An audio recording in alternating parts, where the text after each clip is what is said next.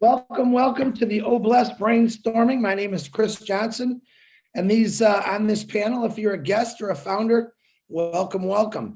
I want to change things up a little bit.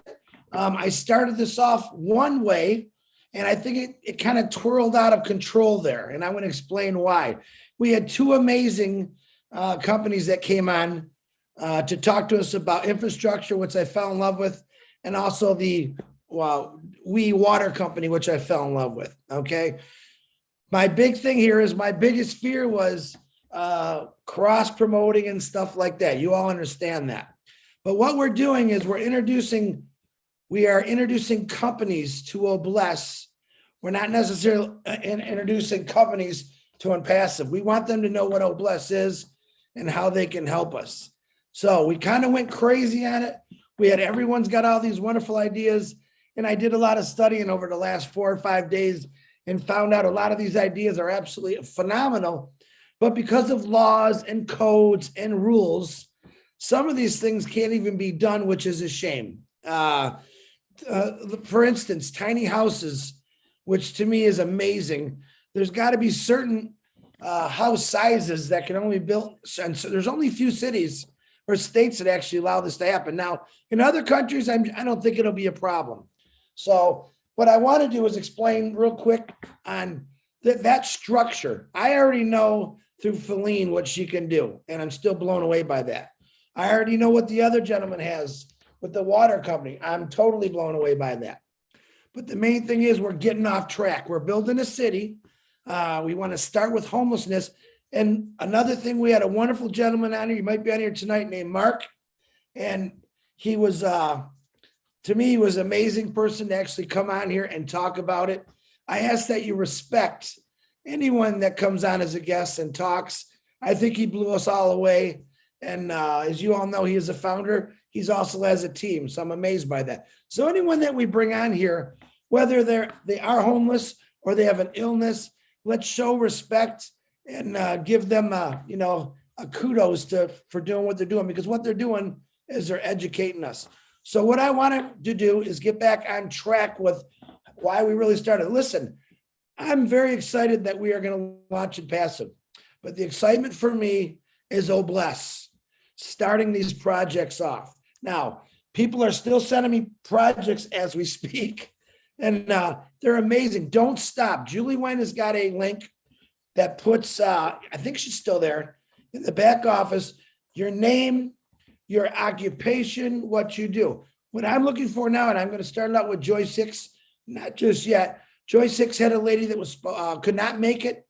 So I know we'll get her on another time, who actually deals with homelessness. What I want to do is educate not only myself, but all of us on what they deal with on a daily basis. There's many reasons why people are homeless.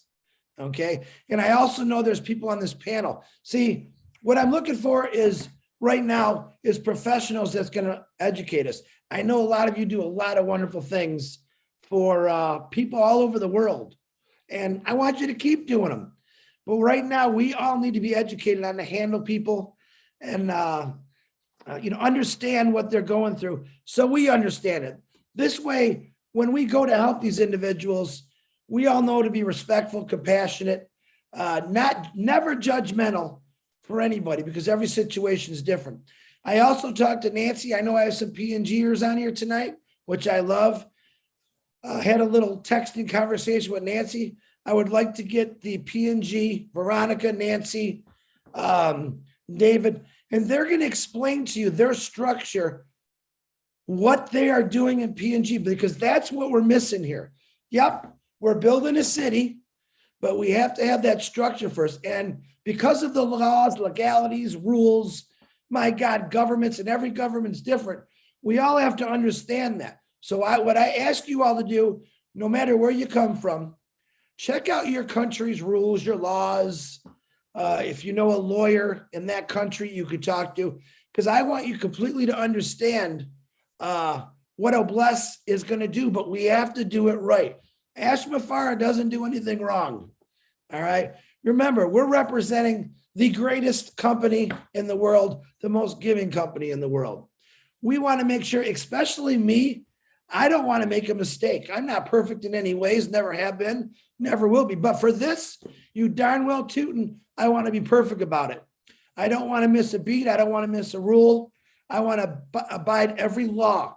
And if we can't build tiny houses in an area in Michigan, well, I'm going to build bigger ones then. That's my attitude. It's not going to stop me from doing what needs to be done. All right. We do have other organizations. I was talking with Marty, Robin, and Julie last night about, and I won't say their names, other organizations that help people. But we also find out that the people that run these organizations are getting anywhere from $200,000 to $800,000 salary to do this. That's not what we do in ONPASSIVE.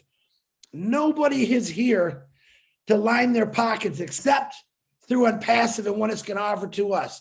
But when we go out and help people, it's about helping people. All right. So if you have the mindset is I'm going to make some money off these people, no, I want you to give with your heart. All right. That's when you're truly going to feel what OBLESS is all about. So tonight, and Joy 6 is going to fill in and let us educate us a little bit. But I also, if you're on here and you're a professional in any means that you're dealing with homelessness, even a story to let us understand this, because I want us all to understand. So Joyce is going to start us off. Joy 6, I appreciate you. I know we'll get your friend on here again. And everyone on here, sit back, enjoy, and be ready for an education. But we will continue the ideas because, like I said, everyone's going to have a voice in OBLESS. One more thing, Joyce, because I'm on a platform here again. I can't get off it. Remember this, OBLESS is going to hit a scale bigger than any company in the world to help people. But remember this, each one of you have teams or people that you got into this, your own little family, we'll call them. Each one of you can do your own OBLESS projects also. All right. We're talking about when a tsunami comes in and wipes out a whole area. That's where OBLESS is going to be big help scale wise. But man, you might have neighbors that just their house burned down. You might have a family member that just lost all their siblings. That's what I'm talking about. Everyone can do this. So Joyce, on that note, I'd like to introduce my beautiful sister from Michigan, Joy 6, educate away, young lady. Thank you. Hello, Chris. Hi, Narelle. Hello, everyone. That was my friend calling me right now. So she was returning my phone call, of course.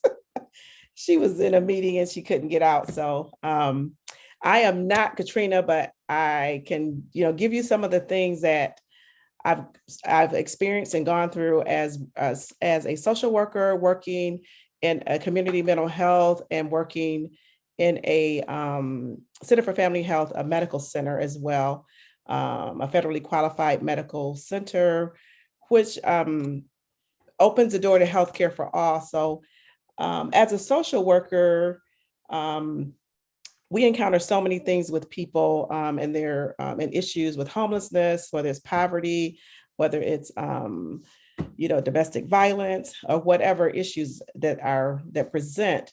So one thing I just want to say about homelessness is that no one ever woke up one morning and said, "I think I'll be homeless today," or "I think I just live on the street." A lot of people, even people that we encounter every day are just one paycheck away from being homeless. It's like one paycheck or one step away from being homeless. And homelessness is, in general, can't put it all in one ball and say, we're going to help everyone that's homeless a certain type of way, because each person is an individual. And so each person got to that place for some reason, whether it was, whether it was being in domestic violence, whether it was drugs, whether it was losing a job, mental illness. So there's so many reasons, as Chris said earlier, for people being homeless, and those reasons vary. So we have to treat each person like an individual, and we have to go into communities. So each community is going to be different. Each country is going to be different, and it's going to be addressing each person as an individual, each community in each country for what issues that you face in that country. So as we look at homelessness, we look at the individual, and then we go into the communities, and we have to talk to each person, talk to the people find out what the person is in need of, find out the reason that they ended up homeless.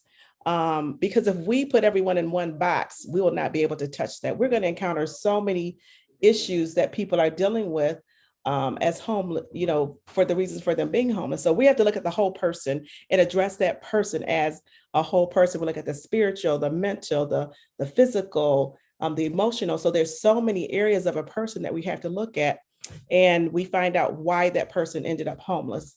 And then we begin to talk to them and address that issue. Some people are there because, like you say, if they're out there, some mental illness that they're suffering with, they have medical issues. Maybe they ran away. Maybe it was through sex trafficking.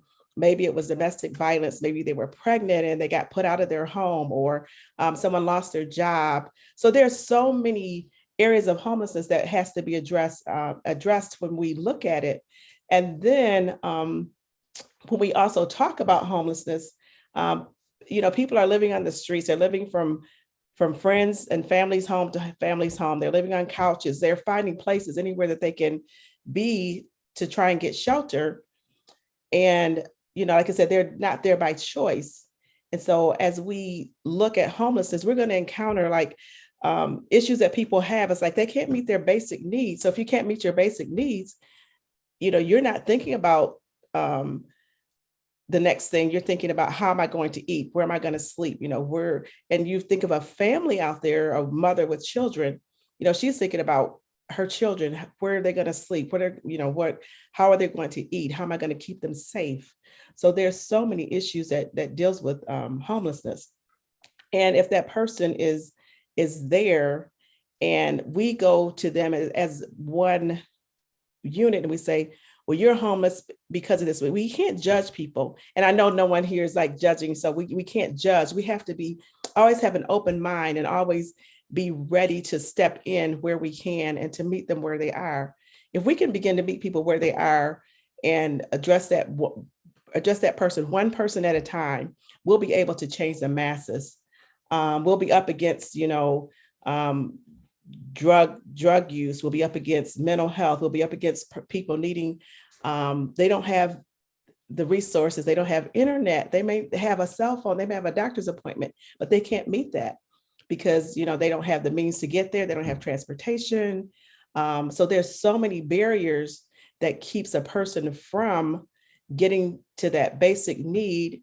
And they end up back in that on a hamster's wheel, running around and round in circles. So, but whatever we can do, and I know Bless is there just to help in any way that, we can. So whatever we can do, one person at a time, to address that person as an individual, where they are, what they need, and, as a whole person. So if once we're looking at that, we're up against governments and so many other things, so many other entities that's out there and agencies that are out there that are willing to help, but they don't have the solution either. So it's like, if we give a man a fish, they'll eat for a day. But if we teach them to fish, we can help them for a lifetime, and we can help to alleviate and to solve some of the issues with homelessness. So anyone that has anything else to add in there, this is just some of the things that I've encountered, people that just don't have the means and the resources to get to the places or the things that they need. So that's kind of all I have right now, Chris. And, anyone that has questions, if I can answer them, but there's so many other people that have more experience than I do as well. So they'll be able to jump in and, help as well. Wonderful, Joyce. Thank you. You guys, I'm not going to repeat everything she just said, because she just said it all perfectly. We understand that we do have a lot of things to fix. And one of the most important things is, as Ash said, once we get into that little city or that little village or that little house, when they go out the back door, there's also checkups. Okay, how do we find a person if they're homeless? All right, that's where Bless is going to come in. One of my goals is to make sure when that person gets through that door, that end door, that they got a place to stay and set themselves up, and we're going to help them with that. Very, very important. Joyce, how would you deal, real quick, just one question. I know that this always isn't part of everything you do, but let's say that we do come across an individual, lost a family member, and just lost everything in life, what is the first step that you would have to do to deal with that individual to help them? So if they lost everything or lost a family member, I mean, you would, same thing, you would go in and do an assessment. You would talk to that person and find out what they need right at this moment. So you're going to look at what they need right now versus trying to help them for down the line for, years or months out, but you'll look at what they need right now and try to get them, if they lost everything, find out what they need, get them, if they need housing, if they need food, they need shelter, they may need clothing, get them into grief counseling. And also with that too, I didn't say that with homelessness, get people into counseling, get them the help that they need. So if you, like you said, if they checkups and check-ins, if we are supplying them with the homes and jobs and all those things, but they go out that door and there's no resources or no counseling or medical or whatever else that they need to set up, they're going to end up back on that hamster wheel again. So I would definitely, do the assessment, find out what they need, get the basic needs met first, and then get them into counseling, grief, whatever they will need to, help for. Because remember, grief also is not even if it's the loss or the death of a family member, it's a loss of resources, a loss of a job, it's a loss of a family, it could be a divorce, it could be domestic violence. So there's so many things that go along with grief. So grief is not just losing a loved one, it's just losing something that's dear to you or something that losing your home. So a lot of that falls in there too. Thank you, Joyce. Now I know we have two hands. Does anyone have any questions before I talk to Dr. and David to ask Joyce of anything you want? She is a qualified professional social worker. So as you think of them, Joyce is going to be here for us for a little bit. And if they come up, let us know. Joyce, thank you. I will go on to Dr. Massaggio. Please unmute yourself. What do you have, please? Yeah, hello, everyone. Thank you so much, Joyce, for sharing. Sorry, it's in the middle of the night, so I'm not showing my camera tonight. Actually, it's in the morning here in Norway. So I really like what you said, because that's exactly what social workers do. I'm a social worker, and I will share more my story and experience from Botswana, because that's where I practiced a lot as a social worker. In Botswana, because Chris Johnson said we could share about countries and what's happening in countries, the social workers who work for government social workers, are the ones who do rapid assessment for any case. So we could use government social workers to assess homeless people. And homelessness may not necessarily mean people are living in the street. Just like Joyce said, it's every case is unique. And every case has to be assessed according to its own uniqueness, because there are many reasons why people are homeless. So I worked as a private practitioner, but whoever I was helping, I was always getting information from the government social workers, because they have details of every case regarding needs within the communities. So I would, as OBLES, enter through the government social workers to say, I would like to help this way. And I'm thinking, I have resources so much. Could you do a rapid assessment for us? As long as they know that there is going to be help for the community, or there's going to be support for their clients, they will go out and do that type of assessment, or they would already present the cases to you. Now, commonly in Botswana, most of the people who are homeless, or would you say have no home, they may not necessarily be living in the street, but maybe they have very uncomfortable little homes, no heating system, no bed, sleeping. I mean, I've had children sleeping in crawls, if you know what I mean, like with goats out in the outdoor, because they had nothing. So they would do that, and they would give you the record. So, and again, often children in Botswana, for example, would be having no homes, because sometimes when parents die, people take over their inheritance. And relatives can take over the inheritance and run away with it. So the children will lose the home has been sold, the children will lose all other things that are basic needs. That's why I like what Joy said, to say grief and loss is not only about losing the loved one, it's also multiple types of losses as well. So almost every homeless person needs therapy. So as a private practitioner in Botswana, what I do, the way I work with the social workers, is I enter in with my grief therapy skills. I have not been building houses for homeless people, but I have been targeting orphaned children and giving them grief therapy. And they are so many, or they were so many when we started actually this particular program. So what we do is we gather them together, because we follow the culture of the community. We gather them together, talk to them, especially as age mates who are orphan children, and then we take them away into a campsite where it's like a life skill school training. So we give them life skills there, but we also address their grief, because many of them have lost their children, their parents, because of HIV/AIDS. Many of them are experiencing these multiple losses of lack of inheritance, because relatives have taken away such. Many of them are not effective in their education because they are just traumatized, and they are thinking about other issues. So they have common issues among them. So we have got this class of, would you say, you can call them homeless, but we could say we have got this class of grieving adolescents who are experiencing problems in kind of similar ways. So then we group them together, take them to the campsite. There can be 30 of them, there can be 40 of them, there can be 200 of them, but we divide them into groups.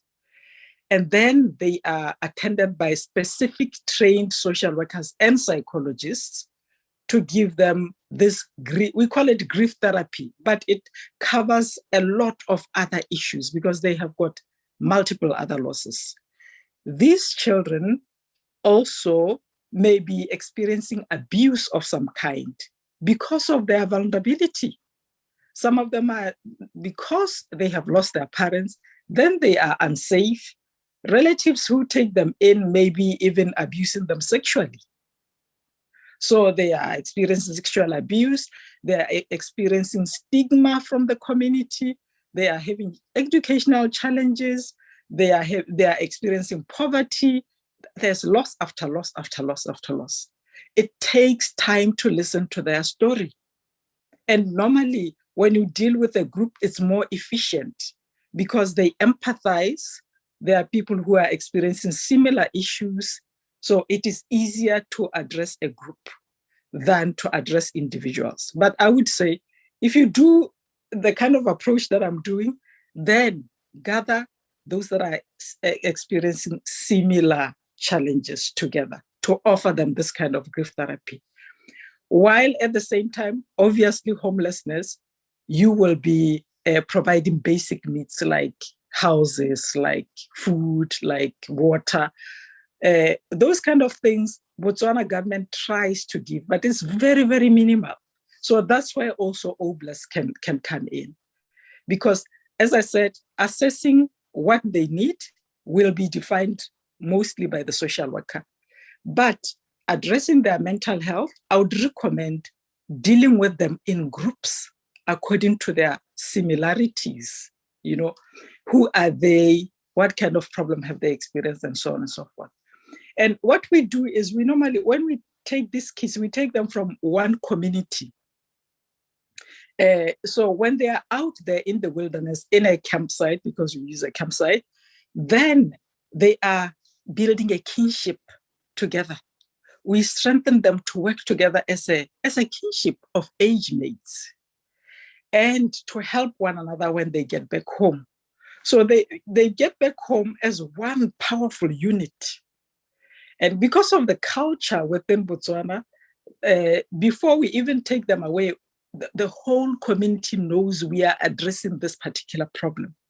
So when they get back home as a strengthened kinship, then key stakeholders in the community, like the chief, the social workers, the teachers, people who are concerned about these young people's well-being, they gather together to welcome them, to motivate them, and to say to them, here we are, our services are also open, you can come and ask for help.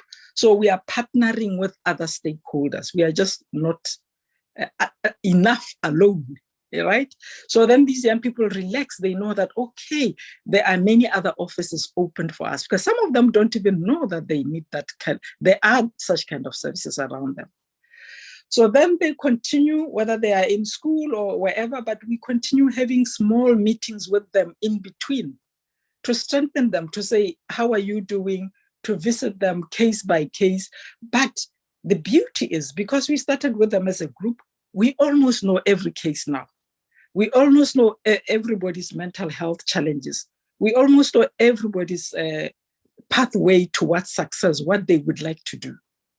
So then OBLES would step in maybe with resources like houses, but also this mental health part and partnering with stakeholders at the same time. But I would say, to start with, talk to the social workers. I think in most countries you would do that, because they would offer free public service to do that kind of rapid assessment for you. And then you partner with them, because OBLES is not government, to then map the type of services. But the type of services on mental health, group work is more efficient and quicker. And people love supporting each other. So if you work with them as a group, they will support each other. You just have to do it according to the context, in such a way that what works in Botswana may not necessarily work in Michigan, for example. But almost all over, maybe Joyce can back me up, group work is very efficient. People empathize and people become resources to one another. People check on each other, even if you are not there as a professional or as OBLES. They keep updating the key officer. Oh, so and so maybe has now lost another child, or so and so their house has burnt down. They take care of each other. They are watchdogs to one another. Thank you. Wow. Well, Doctor. Wow. Hey, Doctor and Joyce, I'm going to ask you to do me a favor. I would like for you guys to start kind of like a committee of social workers through ONPASSIVE. I would love if you guys discuss things, how you can help things, because I think that's what we need. Now we're talking structure. You just found out why we just can't throw money over there.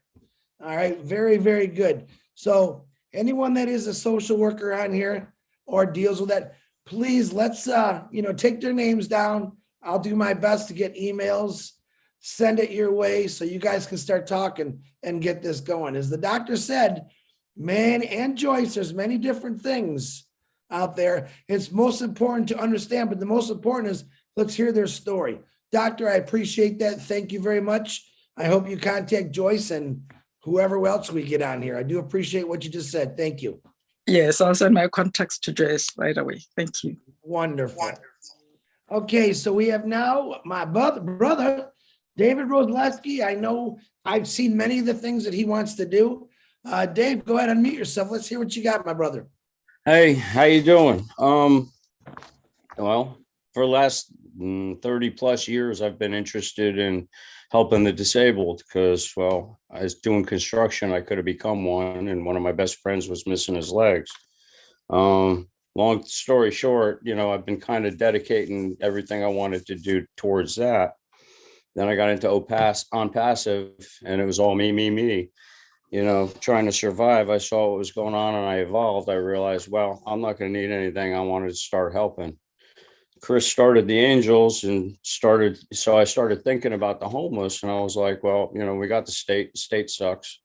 They give you a place with a lot of rules and problems and headaches, and they basically just kick you out in the morning, and you got to be back by a certain time, and they're not giving you a whole lot of great help. Well, I figure, what do people need? Yeah, you need shelter, you need food, you need water, you need work, need all kinds of stuff. And then I was watching, I forget what I was watching, is irrelevant. And this commercial came on about digital real estate. And they were talking about how these malls all over the country and now all over the world are becoming empty. And, nothing's going on with them, and they're sitting. And I was thinking we could make a nice little center out of that, because you need housing. You need a lot of different kind of housing. You need men's housing, women's housing. You got teens, you got military, you got drugs, and, people with, psychological issues, and everybody needs their own little place. You can easily turn the food court into a cafeteria.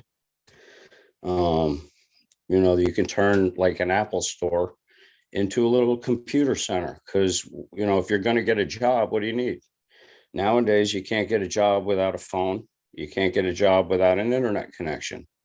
So I was thinking maybe we get in touch with some of the phone companies about getting some of these little prepaid burner phones. That way, as people come in, we have a phone we can give them. Maybe we'll activate it for the first month or two to get them going. We can give them a computer area so that they can check their email, let their families know they're alive, and do some job hunting. If you want to do some recreation, there's probably an old video game store down the hall somewhere we can turn into a recreational area for the kids and people who want to spend their time. What else you need to get to work? You need clothes. We could start our own kind of Goodwill sort of place, collect all this stuff, hang up all the good stuff. And as people are coming through, if you need clothes for your job, yeah, you walk in, go pick it off the shelf. If it fits and it works for what you need, take it. Whatever's no good, we can put in another bin. I'm sure we can find lots of people who were seamstresses and tailors and things like that. We could take that and repurpose that into things for people, things to sell. We could start, using some of the people to volunteer their time that are coming into the shelters. We could, start doing some hay bale farming up on top of the parking lot.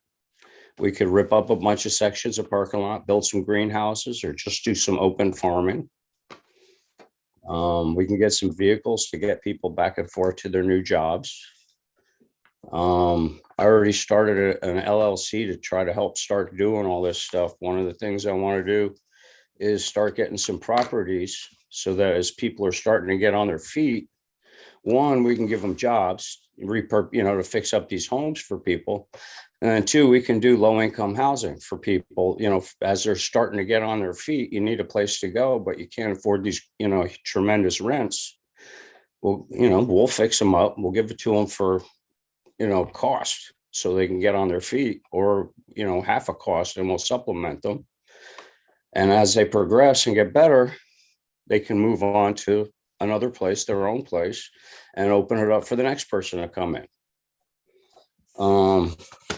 I've just got all kinds of, like, we can we can set up little medical and, psychological facilities. So not psychological, probably the worst word to use. People, to get the help that, we were just talking about a little while ago. We can have job placement centers. We can have people that are, just want to donate their time. We can get everybody, a reseller position, give them an income, permanent income. And in return, we ask them, maybe give us a year of your time, like figure 40 hours a week for a year, just donate your time. And if you like us at the end of that, you stay. If not, you walk away, have a nice day. You got your life and you got your stuff in order. But if not, it's like Ash is looking for people that are like-minded and motivated. So if we can get people that are interested in staying, well, they're going to be real good people to work with. Plus they're going to know where all these homeless people are, so we could find them and actually get them help. Not used to talking in front of a lot of people. Excuse me if I sound a lot nervous. Food, and I figured as far as creating more jobs, we've got all these farmers that have been put out of out of work by big farming. Bill Gates is buying all the farmland. China's buying all the farmland. Well, let's buy small pods and stay small under the radar so we don't alert big pharma and big farming and everything and start trouble so they start attacking us. Let's get these farmers going with their own farms again, get them back to producing for their families. We can give them guaranteed income every year. And instead of like the government paying people not to grow on their land, well, grow all you can. And we'll take it. We'll pay you and we'll take it at the end of the year. We'll bring it to our homeless shelters. We can do soup kitchens.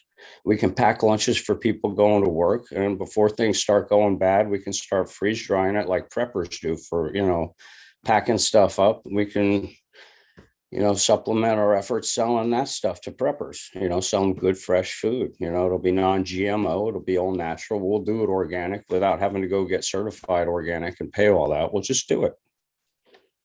Give people good food, like we had back in the 70s. I mean, the food we eat now, it's not like it was.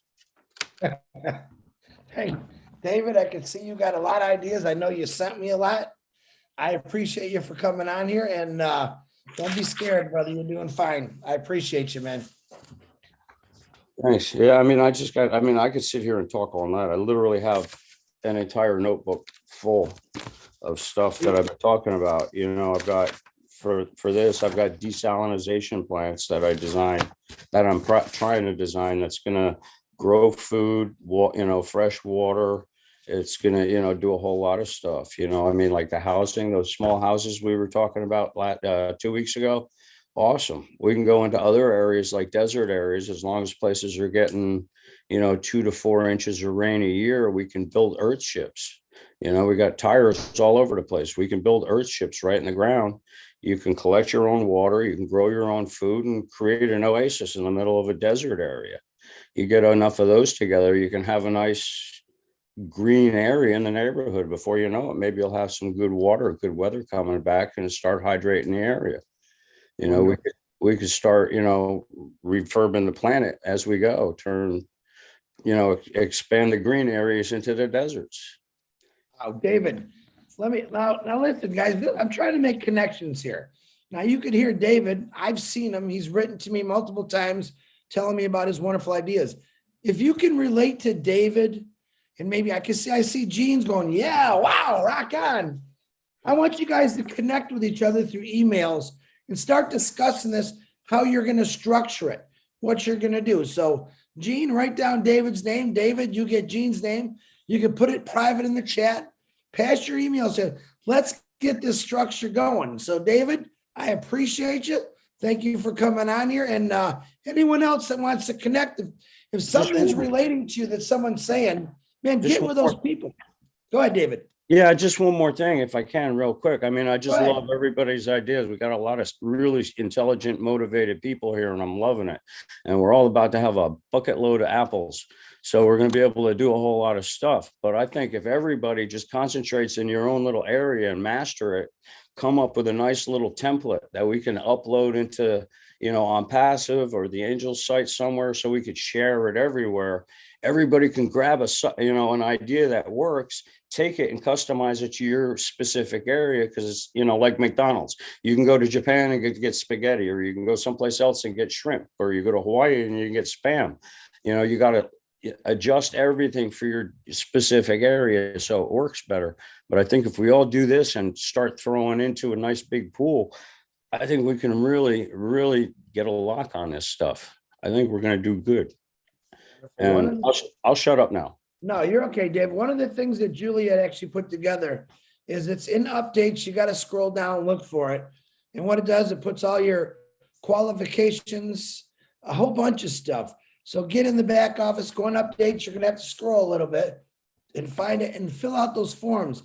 Okay. Eventually, we're going to start combining people together on their ideas, same similarities, whether you're a social worker or you're a visionary of things for helping people. That's the whole goal here, building the structure. David, I appreciate you. I know Gene is probably already typing away your name somewhere. So thank you very much, brother.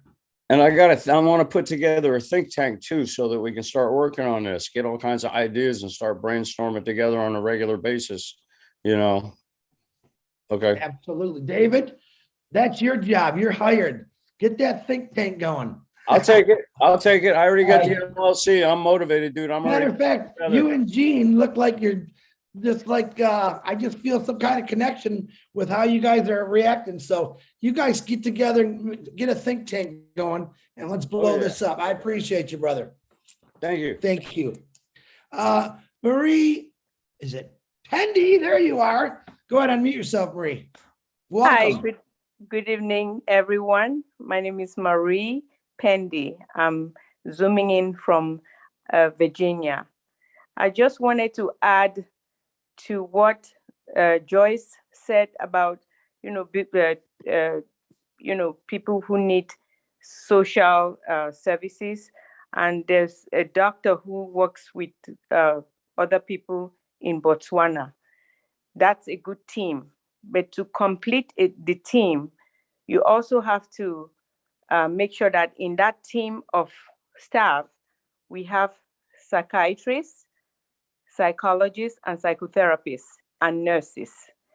Because each individual, like the doctor said, you group each group of people based on their similar needs.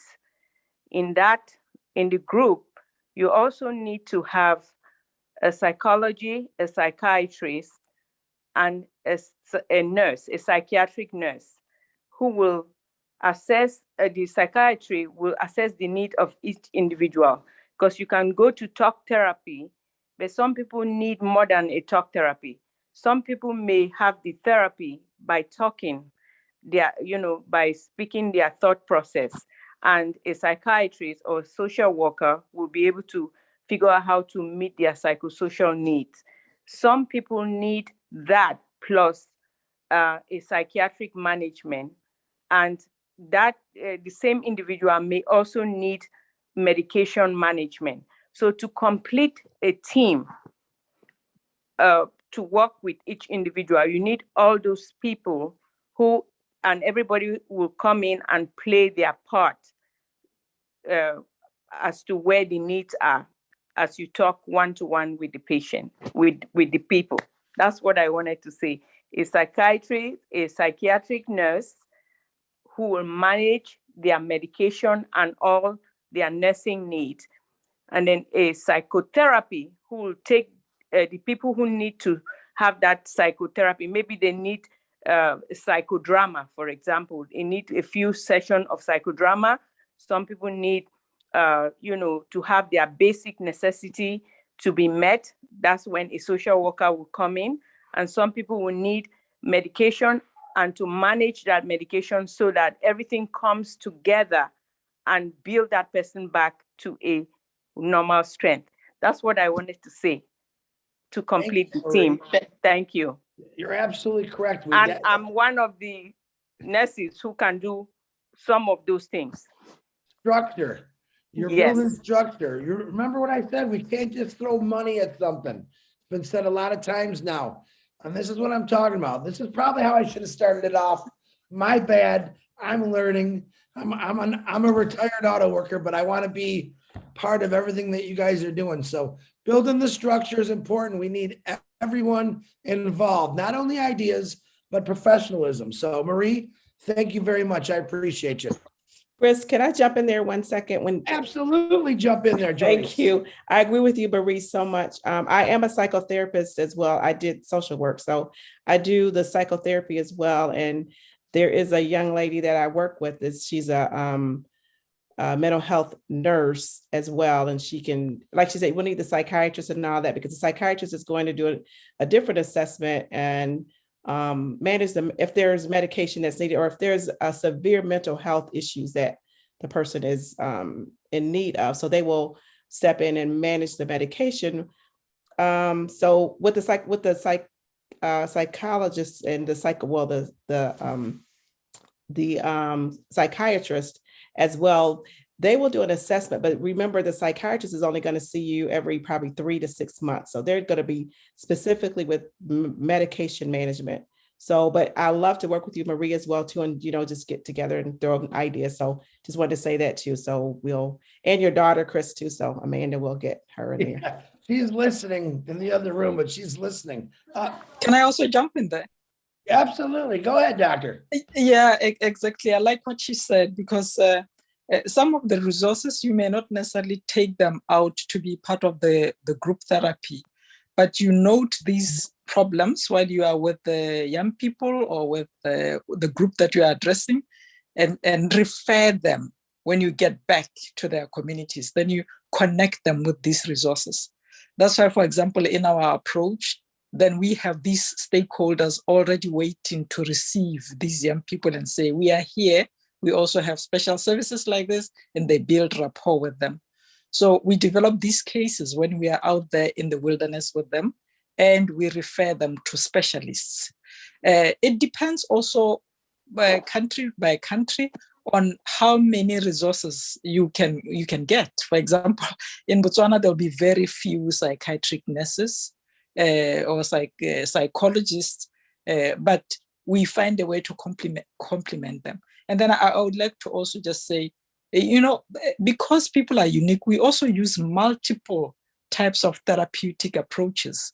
We use art therapy, we use group therapy, we use music therapy, we use what we call rites of affirmation for them to confirm that the therapy is helping them throughout the 2 weeks when they're camping. We adapt the type of therapy according to the group that is coming in. Thank you. So Chris, I just wanted to add, like in this team that I just said, to develop a treatment plan for each individual, which is unique. Somebody has to be writing the individual need. It could be, the basic necessity of living, house, clothes, food, and all that. So if that person lacks any of none of these, they lack all of this, like housing, we have to have a channel or a list of where are we going to do, what are we going to do with these people who need homes. So we need to build homes. So part of the treatment, big grand scheme of treatment plan for each individual will be, find a way that we're going to build homes for them, find a way that we're going to provide food for them. Maybe somebody just talked about, making a farm, having them grow their own crop. It could give that leeway for them to be able to provide that for them. So we just have to take an individual, assess each of their needs, and figure out how to channel them to those needs, and providing all those needs to meet the goal of that person in its entirety. That's it. Thank you, Marie. Thank you, doctor. I appreciate you guys teaching us the stuff. Before we go on, I want to ask Julie if she can unmute herself. I want her to explain the form that she has in the update section. Julie, can you please unmute and let us know, please? Absolutely, Chris. Thank you so much. I just wanted to say a little bit on the purpose of the form that is posted in the back office. Right now, the last time I checked, we have over 5,000 that have completed the form.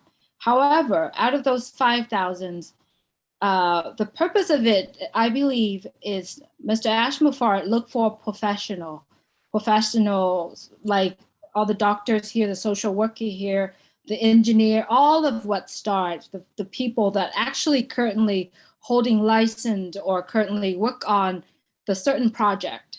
So he wanted to have that form just so that later on, when he has a direction for Chris to go through, Chris can go into that form and pull up all of that. Let's say that we're talking about social worker today. He could go in there and do the searching of social worker, and all the names that associate that has license, that has all of that will come together. And what he's going to do, he's going to pull all that, and it's going to come to a separate sheet. And that's when he will sort it out, asking people the correct questions or answers. And then he'll organize a meeting. And I believe that was the purpose of that form. Therefore, if I may ask everyone's that have spoken today, if you haven't done so, or if you have spoken, or if you have completed the form, but you didn't put the details in. So when you completed that form, all that form asks is, who are you?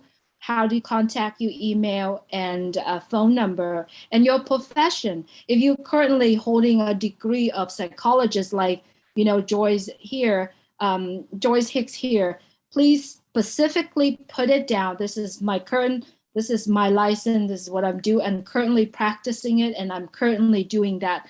The more that you give the information in that particular column, it will help Chris to be able to sort out who are you and how to contact you. Let's say when he wants to have a social worker meeting, all he got to do, like I said earlier, it all populated out, and then he has the exact people that he's looking for. And if you have completed that form before and you haven't done it, you know, said what you need to say, please go right ahead. When I sort that form out, I will pick the most that you put in there. Now, I'm asking for the information that goes in there that is accurate. If you are putting the accurate information out there, it will save Chris and the team to go through and sort it out again. So if you are a social worker of your whole license, just said, you know, I'm a licensed psychologist or a social worker, or please use that term so that when he looked up, all he got to do is search for that. So if you could please go on there, and if you need to get in touch with someone, either Ash, myself, or Chris, we can go in that form and then we can search up that information. And if you have completed that form, that means that you are comfortable.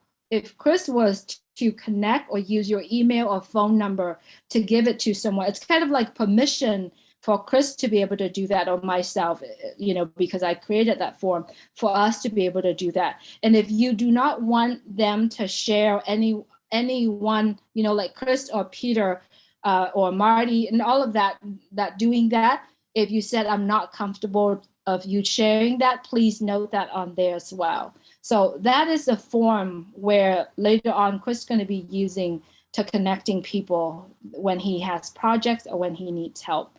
So I just want to clarify that message really quick. Thanks, Chris. Thank you, Julie. And remember, you don't have to be a professional. You can still fill out. I still want names on that form. We're just trying to find the people that are already doing this stuff. But every one of you are 100% important on your ideas, your solutions, because we got a lot of work to do, brothers and sisters. So don't forget that. Fill it out, whatever you want. Put it on there. We want to hear it all. So, Julie, thank you very much. All right. Marshmallow, William Delorme, you please unmute yourself and tell us what you got.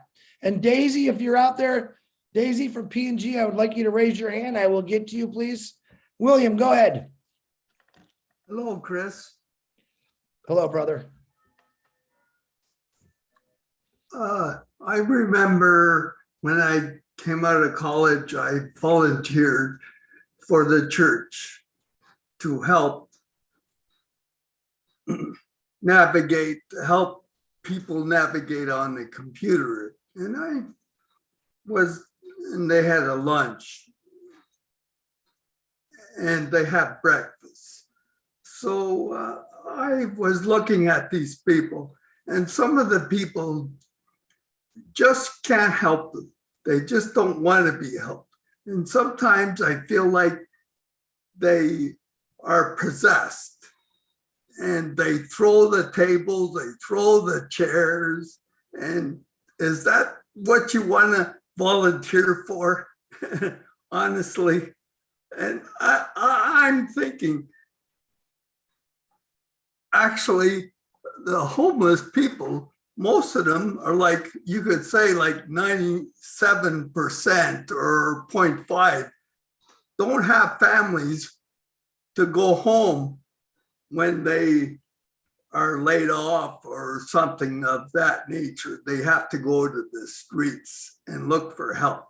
So I'm thinking Oblast is a really good thing for those people. So there is things, but security is a big thing because I think demons and witchcraft and all these things that are on the street with drugs and everything is a big issue. So we have to think about that. So I'm bringing that up. So I want people to address that so they're prepared for it. Very good, William. All the drug addicts on here, please call William. I'm just kidding. Brings up a good point.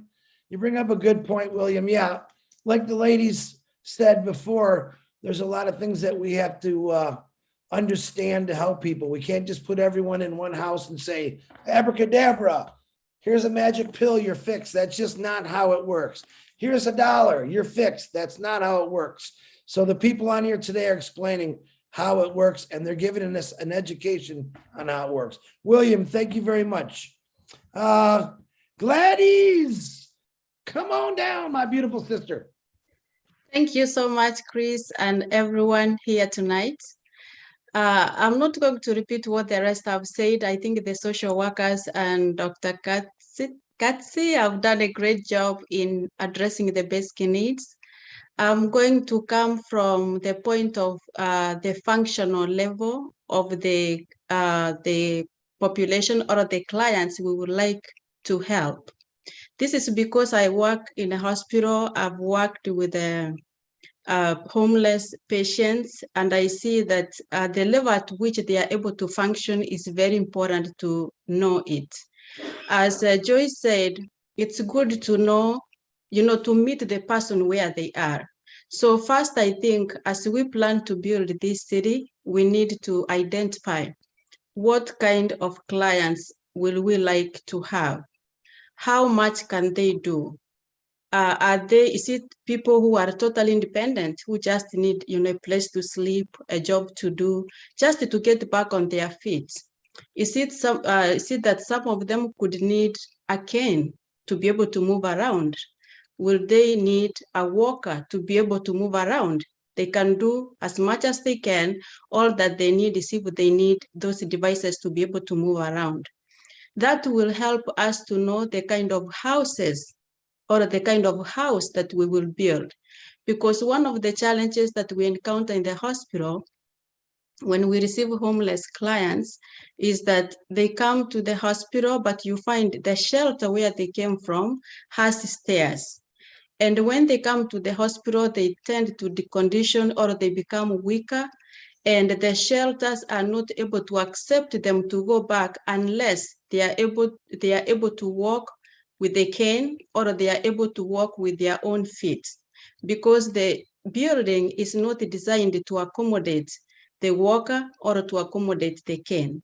So we will need to know the level of functioning before we bring them in to help us to design a home which can either accommodate anybody with a cane, with a walker, or with a wheelchair. Because we have homeless people who are on a wheelchair, but still they are able to work. So that's what I wanted to bring in, and also they are healthy, addressing their health needs. If they are healthy, we have annual checkups. The social workers, and as Marie said, if there is a nurse to work together and empower them to be able to either schedule their own follow-up appointments for regular checkups, or if there are some who need a little bit help, for us to help them to schedule the appointments, we can do that. And those ones who have any diagnosis that they need any education so that they can be able to manage whatever diagnosis they have, for example, if they have diabetes or high blood pressure, so that they can be able to live a full life even with those conditions, because we have so many people walk around with high blood pressure, diabetes, but they are able to live their lives fully. That's all I just wanted to add on. Otherwise, everything else has been discussed, and I'm very thankful about the team that we have tonight. Thank you so much. Wonderful, Gladys. Hey, you made a great point. That's something I didn't think about. You just popped in my head. Yep, we have to design homes for people that use the wheelchairs and the walkers and the canes. I've been through that with my mom, had to knock some things down just to get her through some areas with her walker and her wheelchair. So Gladys, I'm very glad you brought that up. Notes are taken on that one. I appreciate you, my sister. All right. We got some hands go. Jake Fish, come on down, Jake.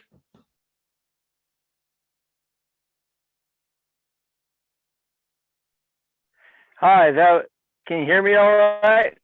We can hear you, Jake. How you doing, brother? Hey, doing great. Feline and World Energy and I had a very good meeting today. It was phenomenal. And that was a really great point as far as the building. We should build all of our buildings so they're handicap access and everything. It should be straight across the board. Because we're going to have a lot of people coming through our houses and they're going to get their help and they're going to get better. And I just think that should be a standard. Okay, handicap access for everybody, because we're going to help a lot of people. The We Energy is over the top. I think we're going to break some records when we build in Michigan or whatever.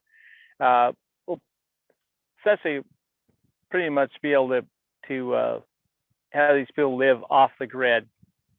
The way these guys work is phenomenal. And you know, the mental health is going to be a huge thing to tackle, but I think we have the people involved that will be able to take care of it. Another thing, now correct me if I'm wrong, but I think a lot of the mental health might be, you know, if we have these growing farms and these buildings, we could provide jobs. And if we can give people some self-worth, I mean, is that the main deal for mental health? I mean, the social workers should probably clarify that. But I mean, I think we need to lift people up, give them a job to say, hey, you're growing, you know, these green beans, you know, farms in a box or whatever. I mean, if we can give them jobs and feel that they can have more self-worth, I mean, do you think that that's going to help their mental health? Are you asking the social worker the question, Jake? Chime in anytime you like. Anyone social worker want to answer that for Jake? Jake, so jobs would be a part of it, but until we address the underlying issue, so it may be a job, but there's an underlying issue. There could be abuse, there could be, you know, sexual abuse, there could be trauma. There's so many things that's underlining, and so the job would be a part down the line, and it would be great to help uplift their self-esteem. But first, we have to get to the underlying issue. Once we can get to that, then because that person may not be capable of working or maintaining a job because of certain things that they've gone through in their background. So there's so many things that's underlining that we can get to first, and then we can address that part because they have to be able to meet their basic needs. Some people maybe have to taught again how to get back into society because they've been out on, you know, homeless or wherever or on the streets or wherever their homelessness or issue may be. So they have to be taught and educated. Because say a person was homeless at the age of 12, they may be stuck in that person, at that 12-year-old person. So they have to learn how to move forward versus, and so they may not even know how to, or they don't remember. It's been so long since they've been employed that they will have to be taught the basic skills all over again, like the basic needs of hygiene and all those different things like that. So if that makes sense. And that's just a part of it. We're looking at not only just building homes, but education centers, you know, perhaps. A little background on what happened to my grandkids is my daughter-in-law had an unfortunate accident. she was on her deck and she slipped, fell, hit her head, and landed face first in a pool of water from a Rubbermaid container. And my grandkids found her dead. And they're quite traumatized from that. And luckily, my wife and I live like a stone throw away, so we can see the children, but they're still traumatized. I mean, I could not imagine what they have gone through. Absolutely. Jake, do you have any more questions? Let me use Jake as an example. He didn't know something he wanted to find out. Greatest thing in the world is the right information. Correct. All right? So if you got a question, and I'm trying to have shows where we have lawyers, doctors, we have social workers. This is free education, folks. Free education that's going to help you build OBLES higher and higher and higher up, so we can actually fix many, many things. Are we going to fix them all? Well, damn, I'm going to try my best to, and I know you all are. So Jake, do you have anything else, brother?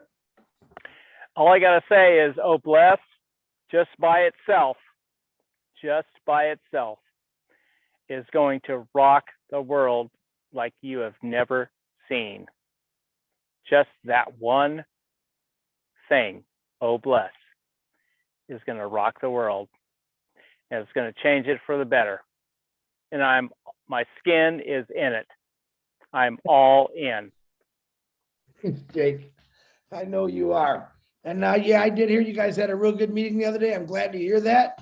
I know where we need to go. Still, we want to put more things together. We want to educate people first, and we're going to do all that, Jake. So you just hang in there. We'll get back to you, of course. We're going to win big time. Big time. Absolutely. Thank you, Jake. I appreciate you, brother. No problem, Chris.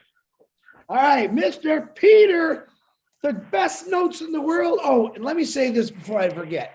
Right now, I have Daryl Cook and Janet Butler, who have, without me even asking, they decided to do a whole bunch of stuff and take notes. So Peter gets a little break. Daryl Cook writes excellent notes. He's actually taking notes of all this. Janet Butler's making spreadsheets.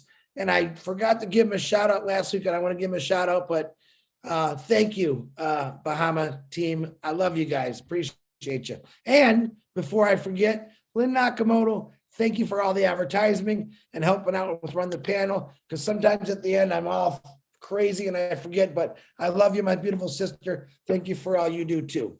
All right, where did my brother Peter Sure disappear to? Peter, go ahead. I'm here, Chris. Thank you again for doing all the webinars and getting OBLES getting together and getting some ideas around from different professionals. Thank you, Joyce, for being here. Appreciate you. Very wise words. And the doctor spoke, I don't want to butcher her name, so I won't say it, just say doctor. Sorry about that. And all the speakers in here. I had to take a call, so I was absent for a little bit, but thank you all. And I like to point what Joyce and the doctor mentioned, that we need to make sure that we're not judging anybody when we speak to, and look at what their needs are. And the doctor mentioned something about a social worker that have worked for the cities or the municipals. Those are really good resources because they already have a lot of studies they do. So I think that's a good start. Not necessarily that we use their resources, but we could use some of their services to sift through some of the people that we have that we gonna be able to help. Also, in regard to William DeLone, what we were saying about in the church, some people were like drug addict and violence and stuff like that. That's definitely something we know about, and we need to make sure everybody is safe. We cannot put people together in the same home if there is violence or drug addict or alcohol addiction. So that's something we always going to look for. Safety is always first, and I believe Mr. Ash has always spoke about this, that we have to make sure that safety is always number one priority before anything else. to protect everyone, because those people, like the ladies mentioned here, they're very vulnerable. Some of them are abused. So we need to be very careful with that. And again, the great ideas is being thrown around here. So I appreciate each and every one of you. And we can conquer this. I know we as a team together, we can conquer this. So we can work together, and OBLESS is always going to be a winner. We're going to change each person, one person at a time if we have to, but we will make it happen. Thank you again. Thank you, Peter Shore. If you don't know, that crazy guy is the one that got me into this, and he had no idea. He had no idea. But I will tell you this, he was in it a long time before he told me, and I'm still mad at him today, but I love him with all my heart. Peter, I hope your wife's doing better. I know she felt a little ill. I hope you're doing great, brother. 100%, Chris. Everything is A-OK. And I also want to, since you mentioned they're a cook, I want to give him a big credit shout out. He backs me up with the notes. Thank you so much, Daryl. I appreciate everything that you do, brother. Take care. Thank you, Pete. I appreciate you. All righty. Oh, man, I love this lady. Marcine, open that mic and let's hear that beautiful voice. Thank you so much, Chris. Thank you for having me. And I just want to thank the previous speaker. And Sister Gladys said something that brought me an idea. And she was talking about the people that usually when they cannot go back to their home because they don't have access maybe to where they live, the stair or the wheelchair is not appropriate. So I was by then thinking that why we have to have a home for elder people, because being homeless, you can be homeless in your own home. A lot of people, they become poor because they cannot afford to pay anybody to take care of them when they get some certain disability. I am a caregiver. I go around and help people, and I know what I mean. It takes a heart. Sometimes the person might not be able to pay you, and you do that work from your heart. So if we have a place that when people cannot do things for themselves anymore, and they are there very affordable and they get a care from heart, not a care for money, I think it's going to help a lot of family, because that's one thing too, that you can eradicate poverty by helping people on their last time, the little time that they have to live, having a good life, having people like me that we can go there and give our time to help them, or even bring other people that they do the same thing that we do every day and teach them to do the work from heart, not from money. I think it's going to help a lot. A lot of people are going through that. They don't have anybody to take care of them busy, even to give them food, even to get them up from their bed and put them in their chair in the living room. And at that point, they become homeless in their own home. They have nobody to talk to. So I think that's one point that I wanted to say, that not only talking about nursing psychology, we have to think about caregivers, the people like me that we can go out there and help also. Thank you so much, Chris. Thank you. Marcine, you know, I love you. Absolutely. What are we doing? We're building the structure of how to help people with OBLESS. So we have, right now we have 4 hands up, which is Lily Lane, Sherry Dursway, Susan Hodges, and some guy that says he's Ash Mafara. We're going to let him wait and see. I don't want to have to throw him off if he's real or not, but Lily Lane, please unmute yourself and go right ahead.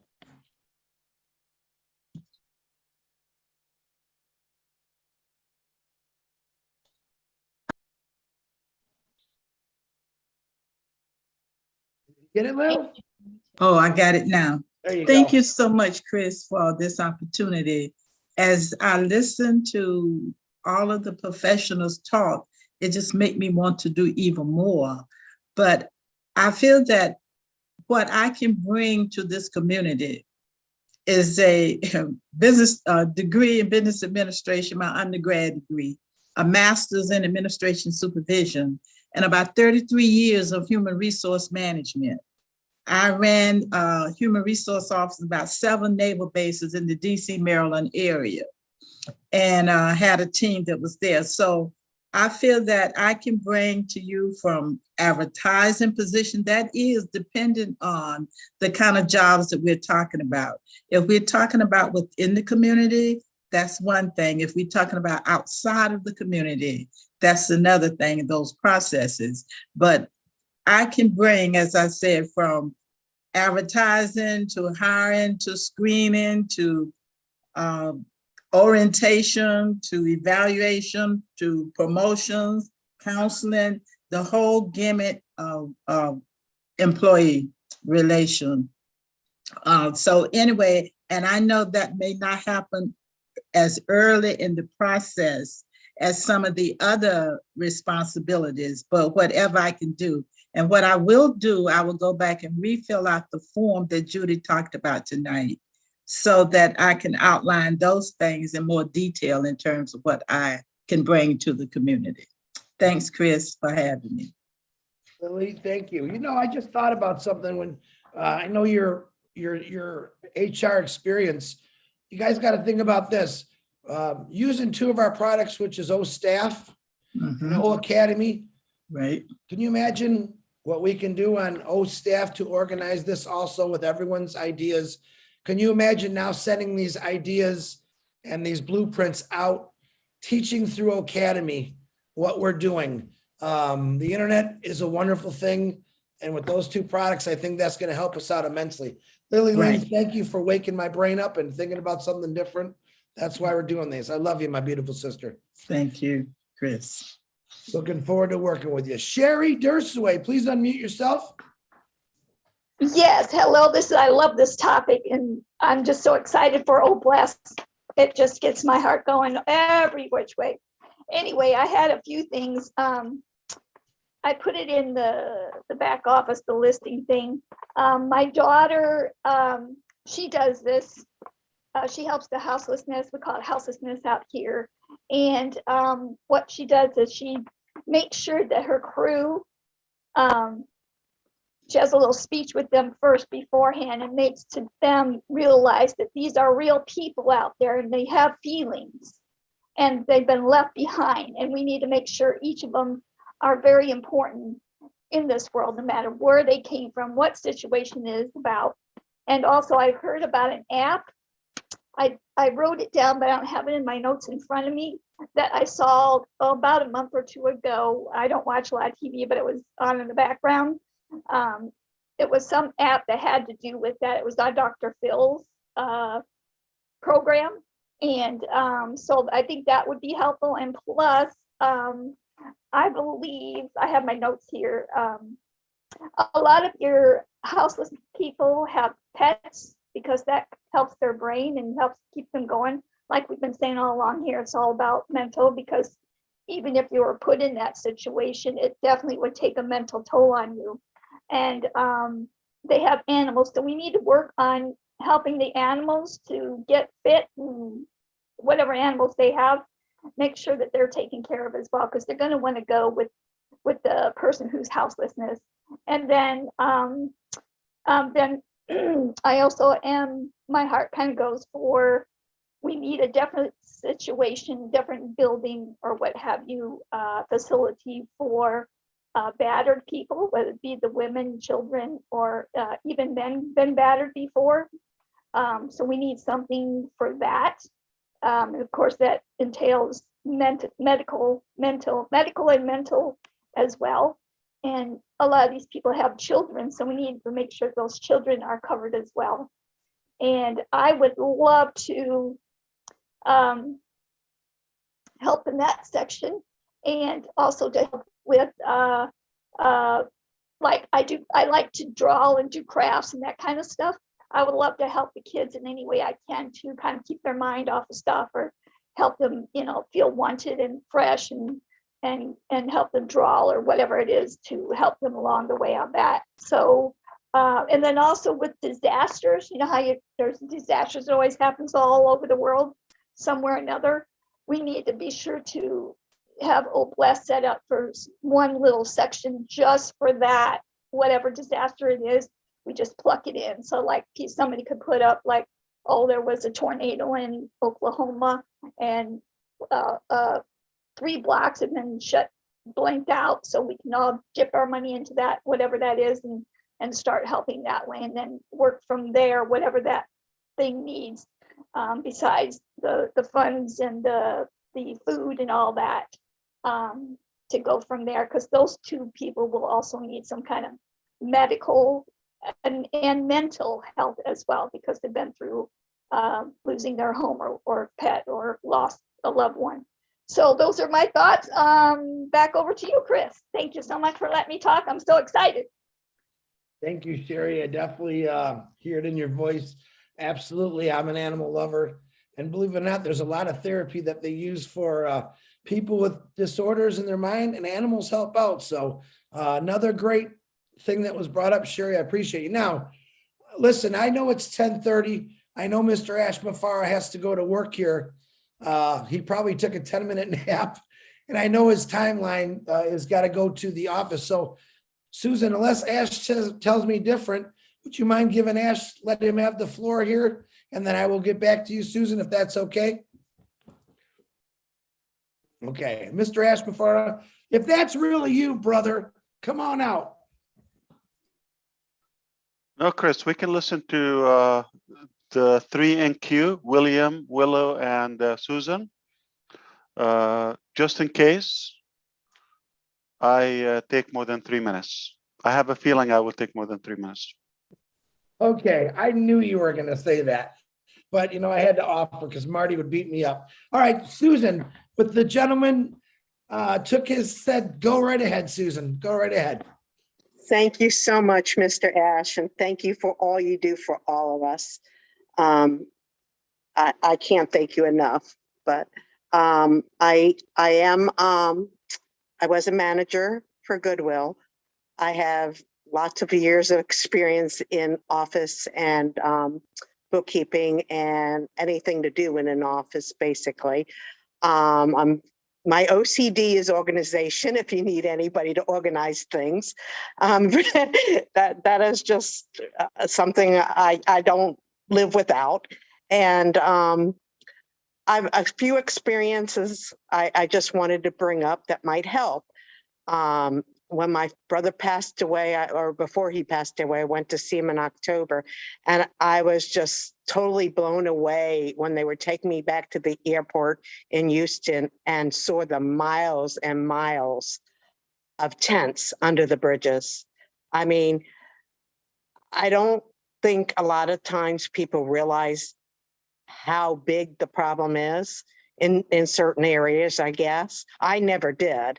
I mean, and so me bringing to it would be a lot of people aren't going to trust you. The first thing I think we need is to build trust. And I think the easiest way would be to feed the people, to bring food and to start talking to them. Because I don't think if you open a door that they're going to come running, a lot of them. They don't trust people, you know, and I don't blame them. So that would be my first take. And then as a manager of Goodwill, they have addressed, there are a lot of different problems we have to handle. But one thing I wanted to say is I used to have a gentleman that came to our dumpster in the back of the Goodwill, and I'd have to chase him away because he wasn't allowed to dumpster dive in our dumpster. And talking to the man, he was a lawyer. And he was brought, you know, into the situation by life. And so people can be very intelligent. Just because they're homeless doesn't mean they're not intelligent. They just need help. Some of them want help up and some of them don't. So we have to look at they're all human, they're all different levels, and we have to decide what, you know, have these mental health people or counselors decide where they're at and which way to go. So I thank you so much. That's all I wanted to say. And any way you can use my help, Goodwill does, they're the clothes, they even send clothes, but they sell them overseas. We could just, what we don't use and what we don't sell to make money, we can just send them to the other countries that need them. So. Susan, thank you. I'm very sorry for the loss of your brother. And you're right, seeing those kind of, the way people live on the streets, to me, is horrendous. Goodwill is a great thing because I use them all the time. So I really I'm happy you brought that to the table, Susan. Thank you very much. You're welcome. Thank you for having me on. You're welcome. Thanks for coming. William Norris, go ahead. You guys, you know what you got to do. Don't take forever and tell me what you got, William. I just wanted to piggyback, Chris, on the the structural details for the handicap in any structures that we might get involved with. That information is going to be with all the municipalities, whether it be a state, city, or county authority. And I have the background to go into that and dig that information out and help with that. Wonderful, William. Yep, that's what we need. We need people to understand the laws and that already understand the laws, I should say. So, William, I really do appreciate that. Get on that. If you could connect with William about knowing the laws and the legalities and all the rules of building things, get with William and start building a little board, a little team for yourselves and put ideas together. William, thank you very much, my brother. I appreciate you. Yes, sir. Each one of those municipalities will have some different details. Every municipality is different, so we'd have to look at each one on a single basis. But I mean, it's not hard to do. Absolutely, I like that. It's not hard to do, William. That's music to my ears. Absolutely. Thank you, brother. I appreciate you. All right, my beautiful 21-year-old girlfriend, Willow Griffith, come on down. I look like the bag lady tonight. Oh, not at all. Please forgive me. I've been out working. I wanna just I'll keep it as brief as I can, Chris. On Sunday, I had a marvelous experience with engineer Mike, and he helped me so much. And he brought up to me that his dream was to help people that didn't have knowledge of computers. He says, I'm a teacher at heart. I want to put free lessons out on O Academy to help those people that need it. And I was so impressed with him. I think I have set him on a pedestal, and I think somebody's going to knock my head off pretty soon, but I just was amazed at his heart. And he was the one, in case you didn't remember, he was the one that offered the homeless boy that we were talking to 3 founder positions. He bought and paid for him, so he does not have to be hungry ever again. So I wanted to put in a word about Mike because he's in the chat tonight. And he helped me so much, I can't tell you. And I'm pretty knowledgeable about technology, but that YouTube was throwing me for a loop, and he just opened my eyes, and it was wonderful. Okay, having said that, poverty is a multifaceted problem in our world, not just in our United States.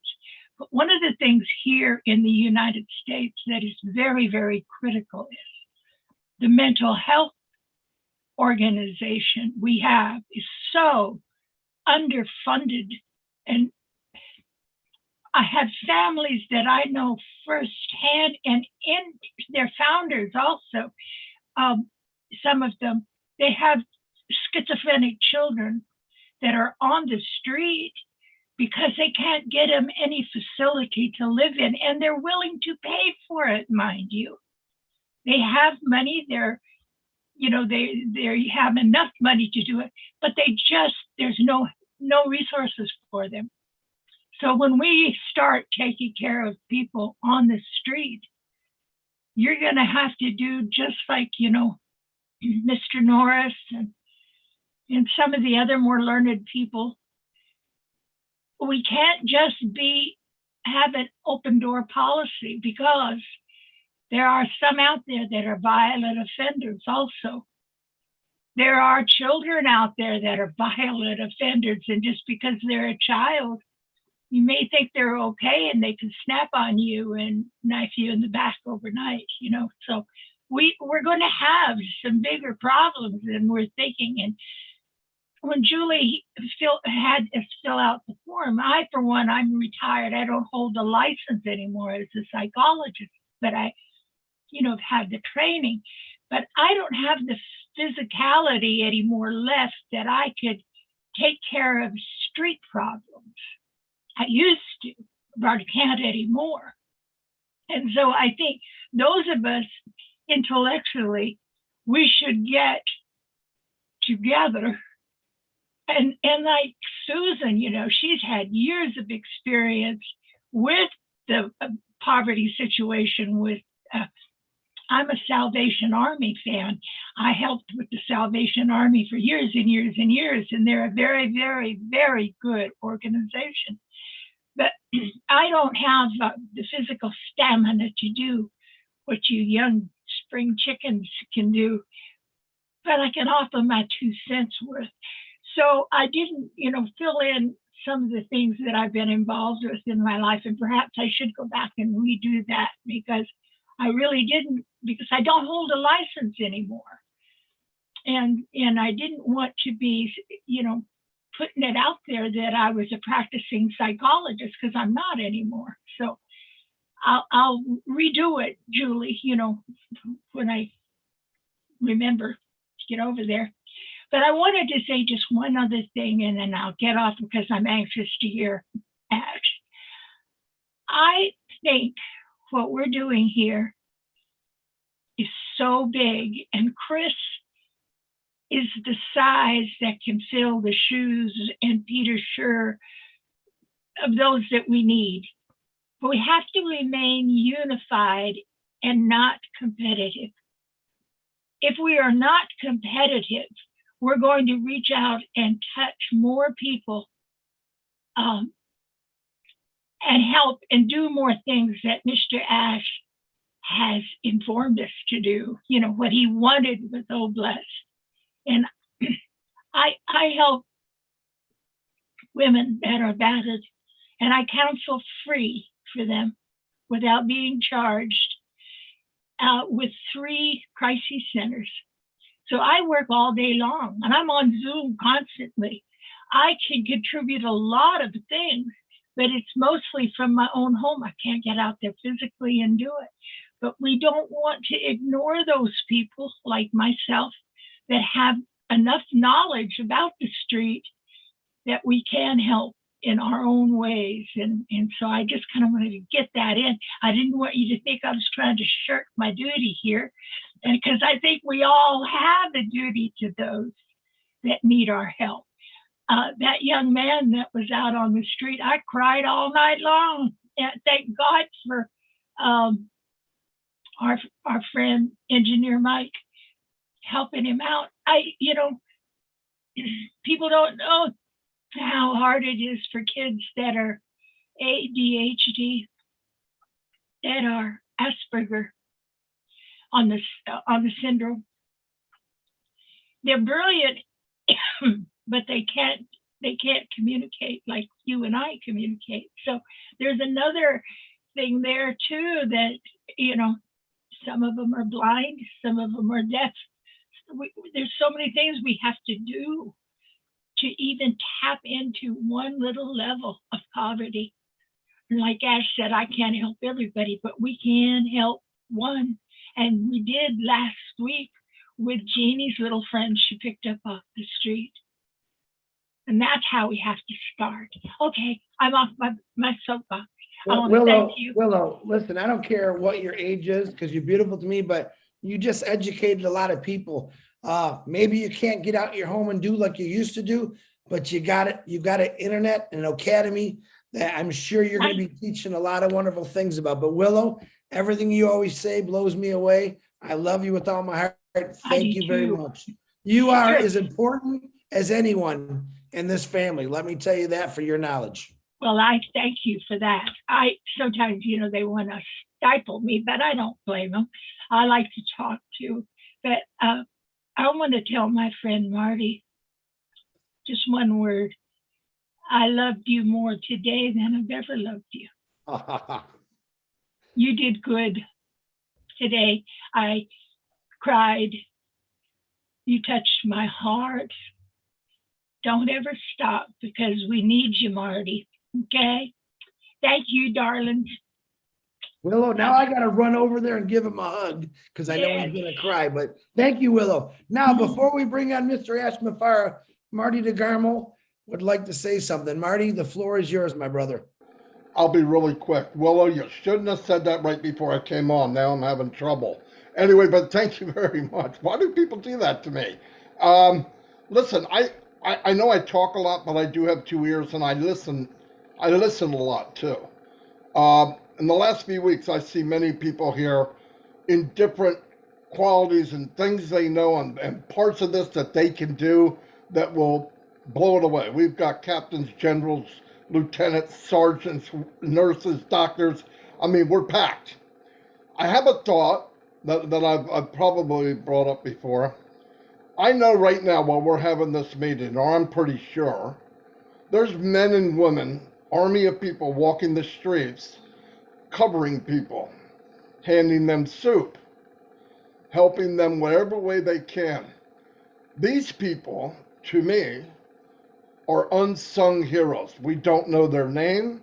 We don't know where they're from, but they're truly doing what the best they can with what they have. I think if anyone here could get into a community and start pulling people out that are on the front line, let's say, right? And bring them in and ask them, if the right resources were there, what would you do? Because I think when you're walking the streets and it's cold and you have 5 blankets and there's 6 people to cover, that's got to be heart-wrenching. And I got to believe in every city in the United States and every village around the world, this is going on. There's armies and armies of unsung heroes. And I, for one, if you get them involved and we back them up with doctors, lawyers, monetize whatever they need, buildings, whatever you want to call it, then finally the real heroes get the knowledge and get the people looking at them. Because right now, while we're talking, there's somebody trodden through some nasty places trying to help everybody they see with absolutely nothing. And I think if there was a way to get into these communities or community services and start pulling these people that are running soup kitchens or supplying blankets and get them involved, and then everyone here can help them, give them what they need. Now, there's some stuff they don't know, but I think in general, always the person on the front line, there's something they know that we don't know. And I just wanted to add that 35 cents or whatever it was worth. But thank you very much. Absolutely, Marty. Thank you. Absolutely. People out there doing this and they don't even need to be recognized. So I appreciate it. Now, Julie just raised her hand up. Go ahead, Julie. I know Ash will let you go before. Go, Julie, go. Chris, just 1 minute. I just want to clarify what I said earlier. It's not just professional people completing the form. The form is made for everyone, anyone who would like to participate in OBLAS. So I just want to make that clarification. The second one that I wanted to say is that if you have 10 ONPASSIVE accounts, and if you sign up 10 accounts on OBLAS, it does not make sense because all we need is email and phone number and your profession. So just one is good enough because I've seen several people have like lists of 10 of them or 15 of them on there. So thank you, Chris. That's all. Thank you. Thank you, Julie, my beautiful sister, for all their help and everything that you do in helping us all. Mr. Ash Mafara, I yield the floor to you, sir.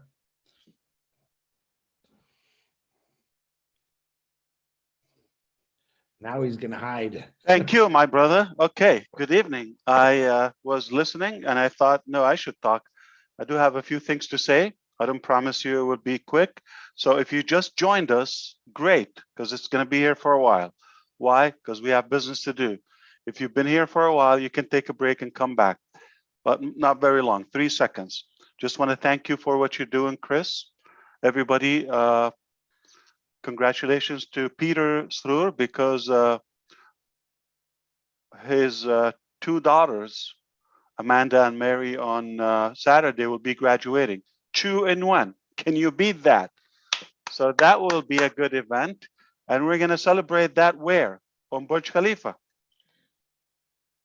Okay, gonna do some fireworks for that. Congrats for the 2 young ladies.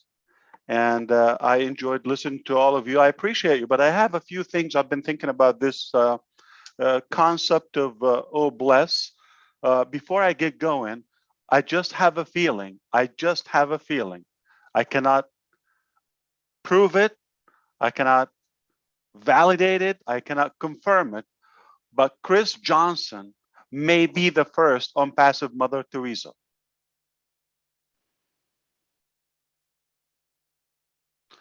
There are so many kind people and fine people, but I just have a little feeling. It's a feeling. I don't know how to explain it. He will be the first graduate, okay, to lead the next million of us. All right. So there have been so many attempts to conquer poverty for generations. We can fact check if it worked or not as of now. Do we still have poverty? We still have poverty. That means it's not working. Okay. I do believe there's not one thing you can do that will defeat and eradicate the whole dilemma. It has to be a set of actions to do that in tandem. But it will be insane for us to expect repeating something from the past, from what been attempted, and expect a solution. You know, the definition of insanity is to keep doing the same thing over and over and over and expect a different result. That is insanity, meaning cuckoo. Okay, so we don't want to be that. My projection for the whole thing was to come up with something completely out of the blue, outside the box, totally disruptive, the same fashion we came after and the same style we came after our success in ONPASSIVE. Let me whisper something to you. Okay, I don't believe we cannot defeat poverty. In my mind, poverty is a solution. We have the ability, as 8 billion living human beings, we have the ability to take care of that if we have the will. Do we have the will? Listen, we've gone to different planets. We've gone to, you know, with AI, with this new technologies and all those incredible ideas about energy and water. All of it. Yeah. It's all beautiful. We can conquer poverty. If we go the same way at this target, the same way we go after our own benefits. Like if the top successful 100 men on earth, they are extremely wealthy and successful. If they go the same way after poverty, genuinely, the same way they go for their own benefit and success and business and agenda, it could have been done. So I have a feeling, again, there's no way I can validate. There's not a complete, genuine solution that has been conducted so far. I have some doubts. I'm just a skeptical person when it comes to what I see. It's either a cover up for what they have, it's either to get attention and popularity, or it's just a bait for a bigger business behind it. In other words, there's an obvious abuse and manipulation in the system. One thing I know for sure, no doubt in my mind, that conquering or solving poverty is not going to come from the White House or the Kremlin or Beijing or so, you know, any capital. It's not going to come from there. Politics works as if you're idiot, if you're broke, bim, boom, they thrive. If you're educated, if you're wealthy or financially settled and independent, they bankrupt. Understand how I'm not against, we shouldn't have a government, regulations, all of it. I'm all for it. We have to have a system, but it needs some work and fixing.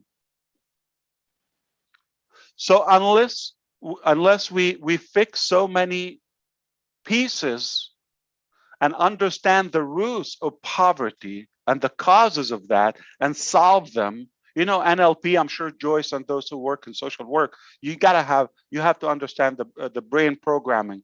Okay, so unless you understand the causes, the roots of the problem, and go after them, you're just gonna have a band-aid on a cancer. It's not gonna work.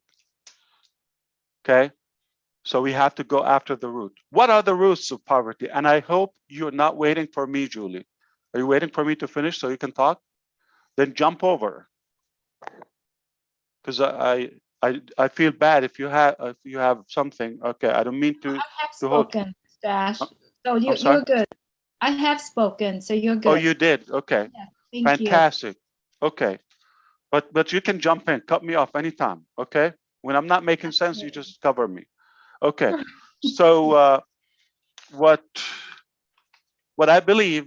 Okay, first of all, we're not going after fixing. I want to clarify this. In my mind, my intention, I'm not going after homelessness. That's just one area of poverty. If you want to solve it, you want to go for the whole thing. You want to aim big, all right? God doesn't require us to succeed. I'm trying to read what's behind me. Okay, He only requires that we try. In other words, we will shoot for the moon. If we fail, if we miss, we will land among the stars. Big deal. But we're going to try hard. Okay, we're going to try very hard. In fact, I was just reading on Elon Musk's tweet. If we get Twitter, all of that, he got it. Okay, but just a couple of days ago, we will fix spam or we will die trying.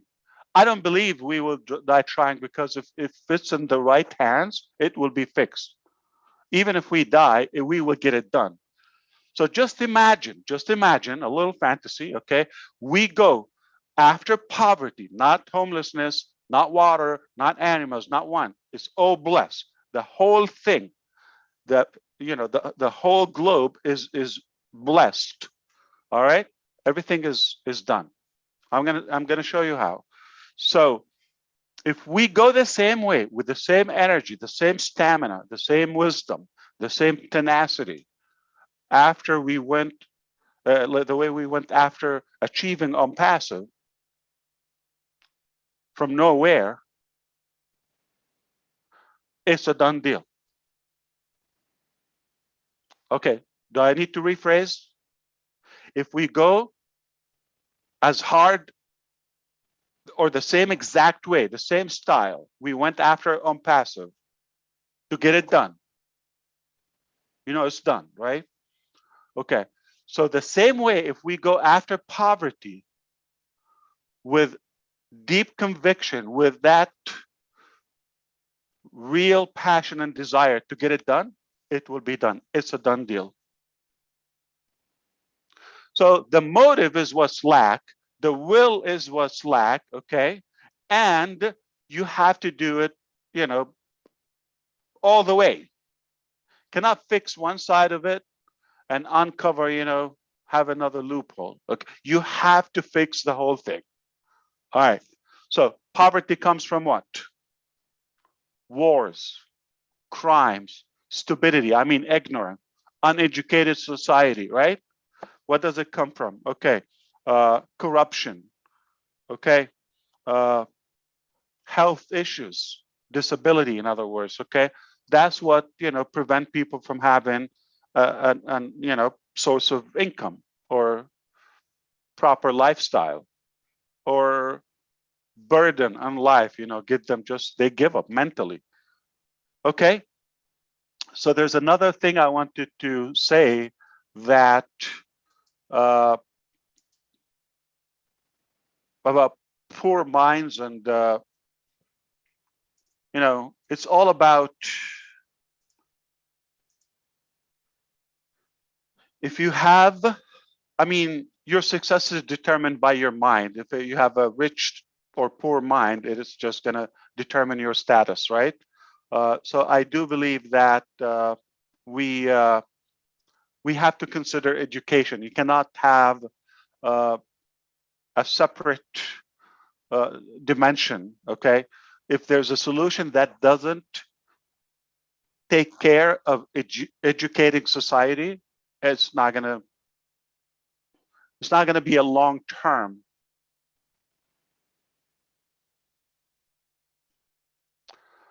So let's go to the beginning of ONPASSIVE.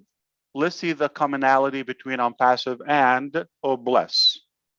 If OBLESS is going to be the solution for poverty, right? Are you with me so far? Are we building some logic together? Okay. So I do have an incredible passion for people. I love people. That's how I started for ONPASSIVE.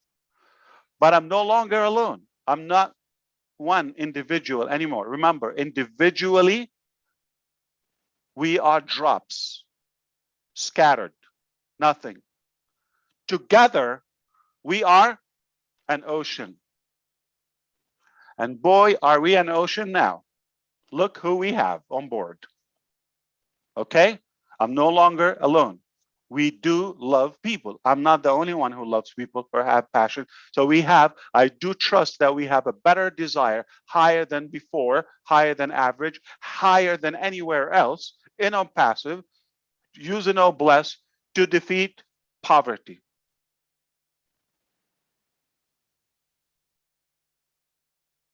It doesn't have to be complete for now, because let's say older generations that they have a more complex and severe issue, they can be dealt with individually on one-on-one basis, right? But at least if we could have the resources to take care of that. But we want to focus on the younger generations and the future generations. So if we take care of society, if we want to take care of the future society, we take care of them now with the younger kids today. So number one, if they're educated, we give them proper health and put them on the right track. You got nothing to worry about in the future. Okay? And solve all the other relevant issues. If the country is broke, you're going to have poor people. Okay? If the system is broken, you're going to have issues. So do we all agree that we love people genuinely? Okay, we do love people, but we do agree that we will make a difference just by that love. Even if everybody impacts one person's life, it's gonna make a major impact because we're so many, right? Okay, so the other one is we have to agree we're not gonna really take care of every little tiny issue. Okay, if something is just so complicated, we don't want to be stuck against the wall if it's just a temporary case. Let's focus on the future. If we have the foundation for but listen, don't take me wrong. I love people, but there are some people, they really need a lot of love. In fact, it's no joke. I was talking to God a while back. I said, you know me, God. You know how much I love people. and I believe in you, I do have a little list, tiny list. I have some names on it. It's not big. You can handle it. I wish you would consider. I'm going to leave it somewhere. You know how to find it. When I come the next day, I hope you will tell me it's taken care of.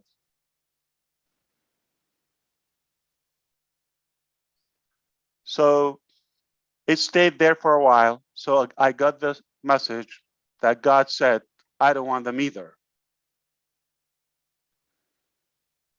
So no matter what we try to do, you understand there are going to be some people who will refuse help. It's not going to work. Don't get stuck with the little petty things. We're going to focus on the bigger scope. You follow me so far? All right. Even if it's late, it's not late. We're just like, they're waking up in India now. Okay. So we agree we have to do something different, hasn't been attempted before. We agree we have to target all areas. We have to be disruptive, just like ONPASSIVE. We agree it takes a team. It takes a massive team like ONPASSIVE, right? All of that. Fantastic. And we're going to try hard, not just try to show, okay? We're going to go very hard at it, okay, all the way. So if we miss, we're going to land among the stars. I mean, period.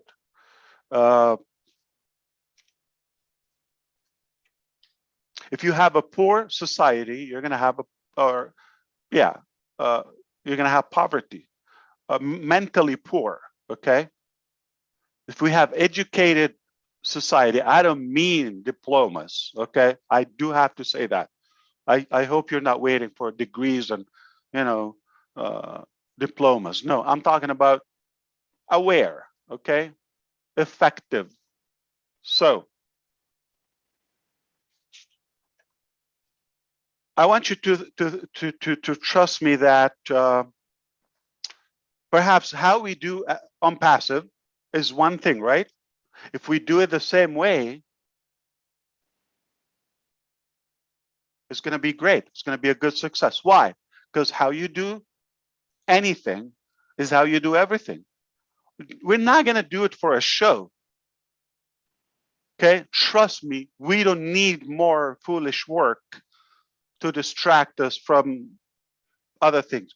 If we don't mean to solve it, it wouldn't be on the list. It wouldn't be on the table because it's going to take time. It's going to take energy, and it's going to take commitment for us to solve it. It's not going to be a wish. Okay, so as hard as we went after ONPASSIVE, we go after poverty. Sometime from now, it will be done. But because of the spirit and the attention that we have, and I do want to mention something. If there's money involved, and there's management, if there's a system, it sounds like a business to me. So let's stay away from that, okay? It sounds like this is not a business. This is being a good human being, okay? You cannot talk to me about, oh, bless, and this project, and this is a plug. Don't fall into that. Okay, so we're going to focus on doing good. How we do good is very simple. So let's say there are 1 billion poor people on the planet. Okay, remember, the genius is to turn something complicated into simple. Yeah, poverty is complicated, but let's simplify it.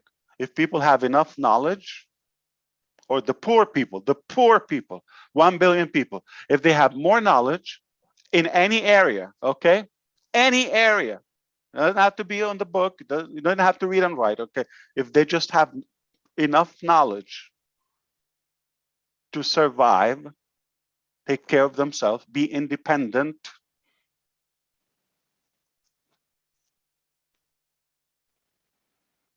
and have an opportunity to earn on their own. So more knowledge and more money, straightforward. I'm not talking about $1 billion business for each. They're talking about survival, talking about getting off the street, getting take care of their health, their family. Okay, doesn't take much. There's no force on earth can convince me we cannot solve this. Do we have enough food? Yes or no? Do we have enough knowledge available? Yes or no? We have enough resources? Yes or no? We have enough love? Yes or no? We have enough will in ONPASSIVE or bless? Yes. Okay. So if we have all of that, it's all about packaging. That is the arrangement, is how we connect the pieces, and the puzzles is how we distribute wealth.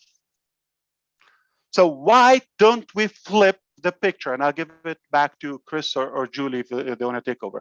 Why don't we just become so disruptive? Okay, let's say we have 8 billion people. Okay, the bottom 1 billion. You want to do it that way? The bottom 1 billion.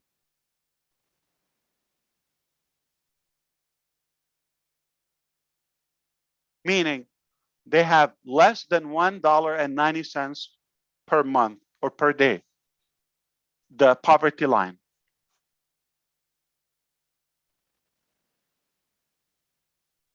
$2 a day. They're not making that. No way. Regardless of their region or currency.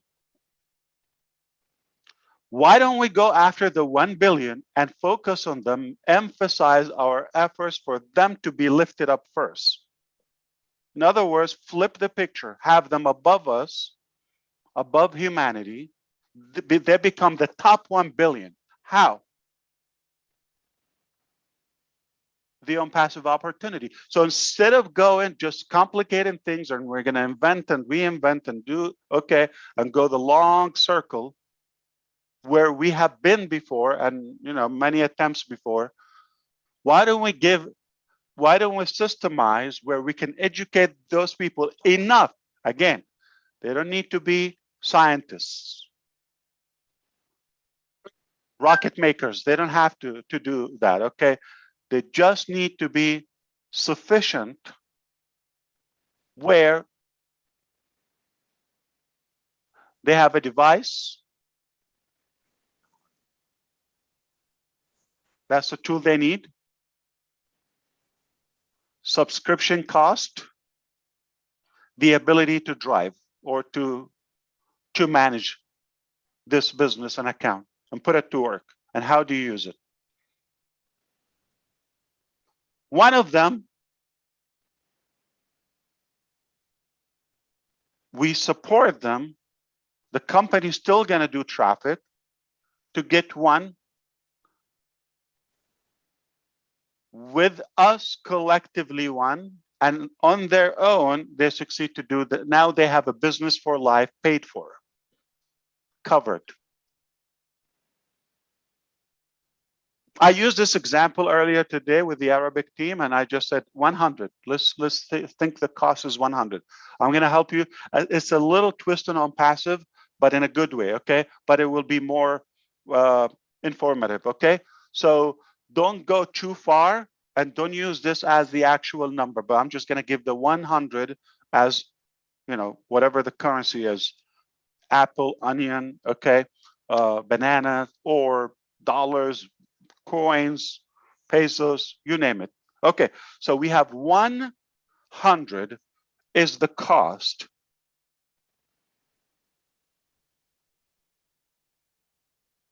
Lily Lane would go and pay. The doors are open, activate. Obviously, founders first, okay, before the public. Go, activate your account. The minute you activate it, set up your account and profile, you are confirmed, you are activated, you have set up, you have a domain name, your business, live, everything is taken. The company is taking over all of that. You put 100. Just imagine we give you a five, whatever it is, okay, as a registration bonus. You are in green on day one, instantly. Perhaps you go to work. What's that beep? Okay. You go to work the company go to work, and the team go to work. Down the road, whatever it takes, you got 3 registrations, 3 sales, 3 subscriptions, packages sold. Let's say you are at the package level or the product. You cannot give what you do not have. First, you get it. Second, you are able to resell it. So you have 100. Day 1, you have 5, just one-time bonus, because your wallet now is green. The figures, the numbers are in green. So you feel positive, motivated. It is working. It's guaranteed. You know how people try to prove to you can make $1 online, and it's the first dollar. If you can make $1, you can make $1 million. Same concept. We're going to make it 5 or 10. It's not dollar, but it's different. Okay. So conviction is checked day 1. So let's say whatever amount of time it takes us, all of us, that Lily has 3 sales. Each sales earns her 35. It doesn't take a genius. I'm just telling you simple math. Do the math. 35, 35, 35, 70, and 105, okay? The cost is what? 100. She has excess of what? 5. She's in profit. Never pay. She got the whole business, the ability to sell it and do it again. Same thing goes for the 3, and it's not limited to 3. Just to be clear, it just takes 3 to break even. So it's not like a 3, 4 something. Just stay away from that. Okay, we're done with it. Okay, so just unlimited. You have 3 billion. You're gonna have 3 billion. Okay, but it takes 3 for you. No longer out of pocket. So if we succeed to do that with Joe, the broke poor person, we're not going to do the 1 billion at a time. Let's go after, everybody would go after 1. We're 1 million. We fix 1 million as one circle, one cycle. Rinse and repeat. That's what I wanted to share. I don't know if you're going to invite me ever again, Chris, but this is what I thought. I wanted to support you. I do believe in you, and I am very hopeful that this is a very sincere discussion that will lead us to the solution. Thank you, brother. Thank you, Ash, my #1 brother. Well, wait, I got to put Marty there because he'll get all jealous, you know that. But yeah, of course. This is the push that I needed. You said some pretty amazing things today. I'm pushing myself with a lot of people, as you can see on here, who's been with us since we started this. Appreciate your wisdom and your words, because I learned a whole bunch of stuff in a few short minutes on the direction. And I do want to let everyone know that this is something that Ash wants us to do together.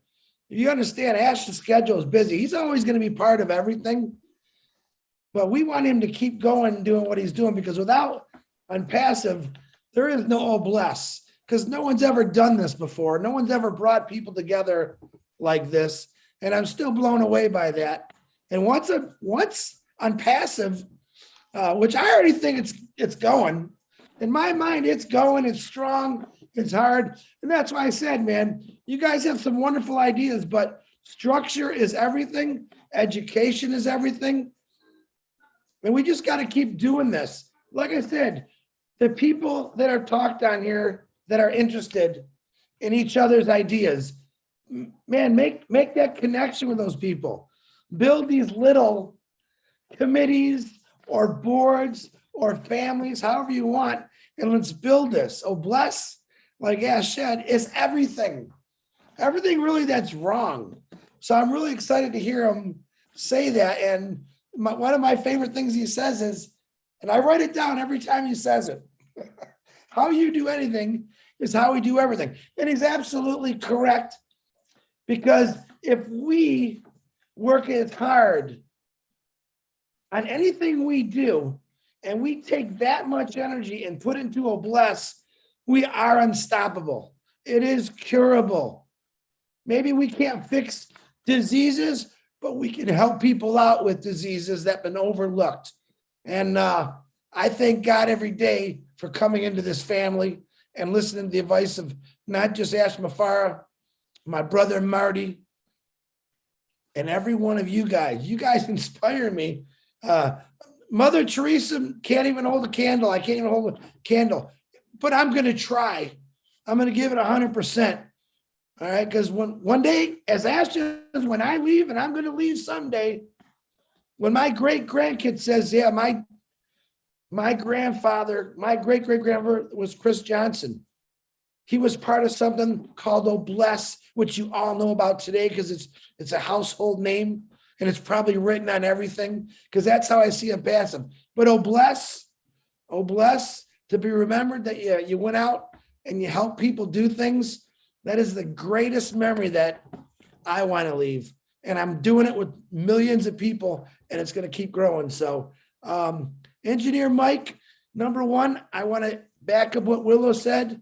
You are a brother, and I love you because what you did, everything you did, what you just did about helping Mark out last week was awesome. And you know, I love it, but everything else you're doing, teaching people, Mike, that's good. Mike, go ahead. What you got, my brother? Thank you all our leaders. Good evening, Mr. Ash. I mean, this is very inspiring for us. When you come out here and you tell us, we want to really help to eradicate these situations in the world, poverty and all that, telling us that we're looking for the poorest people, 1 billion people down there. That is what is giving us, when we want to say something, we say it with pride, and we know we are in good hands. I want to thank you for your directives. I want to thank you for everything you do for us. We'll make a better place. Thank you. Thank you, Michael. Ash, we're on, I know that your time is busy. I know this is a hard time for you at night. Okay, Chris, I will go. Don't worry. I'll listen from you too. No, but I appreciate you for what you do. Of course. To come on here, I think, we have a couple hundred people on here and we got 1,300,000 people. I don't expect them all to get on every webinar, but to me, this is a very important webinar because people are actually really coming together to help out a lot of people.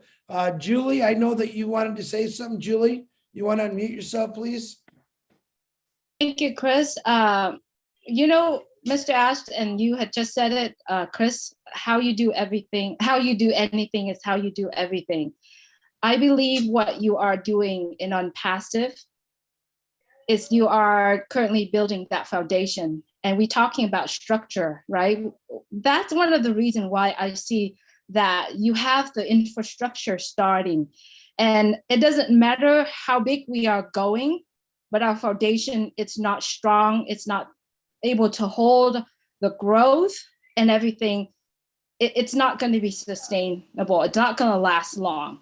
So what Mr. Ash is doing right now in ONPASSIVE is building that foundation, is building that infrastructure, right? And what we are doing here with Obless, it's building that foundation. And that foundation is everyone that are involved in Obless, all the angels, everyone that has that. But you know what? The best foundation is all in everyone's heart. It doesn't matter how much we wanted to do, but we have to really decide, if I'm going to do it, I'm going to do it for the rest of my life. It's Obless. It's something that we need to decide to do it. Right now, ONPASSIVE hasn't launched. We've been involved. We know exactly what it is. We say that we do this and we do that. But what if when ONPASSIVE launch? What if things that are going to change? Are we still in it?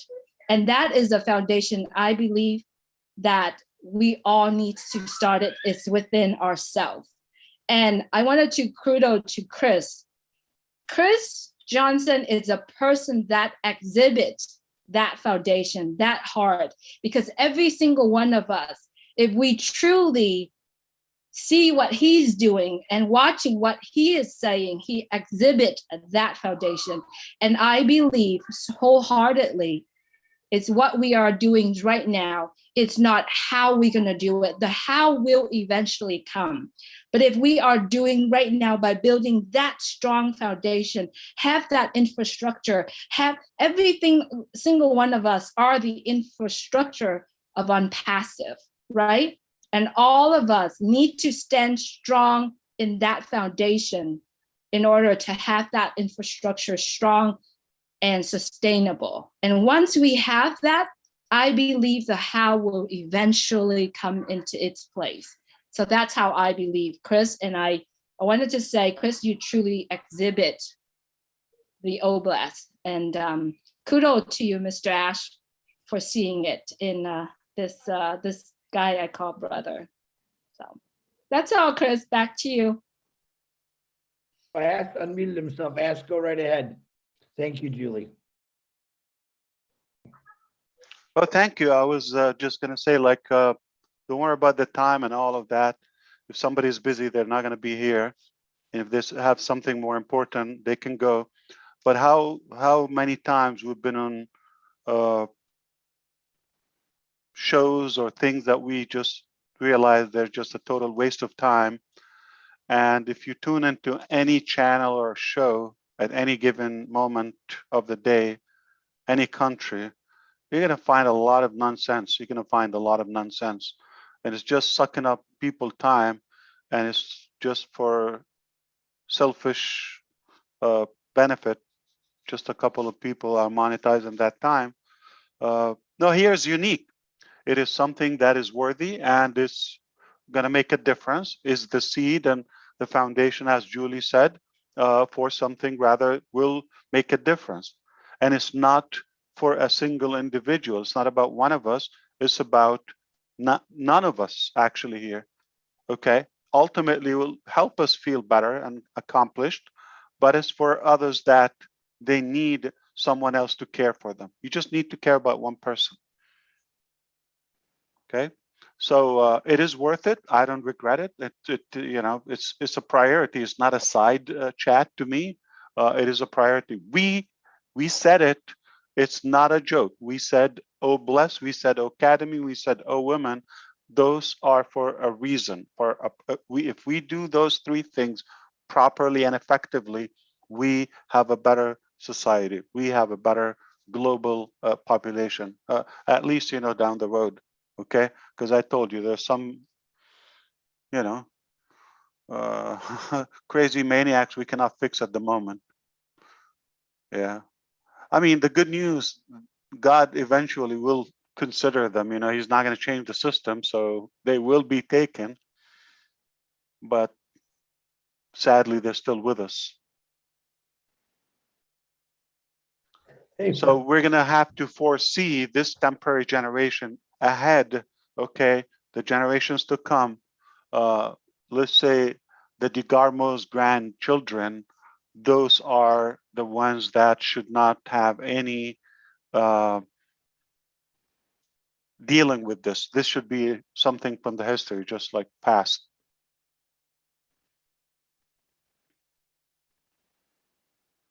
So I do believe it's effective. It's worth it. Don't look at the clock. Okay, we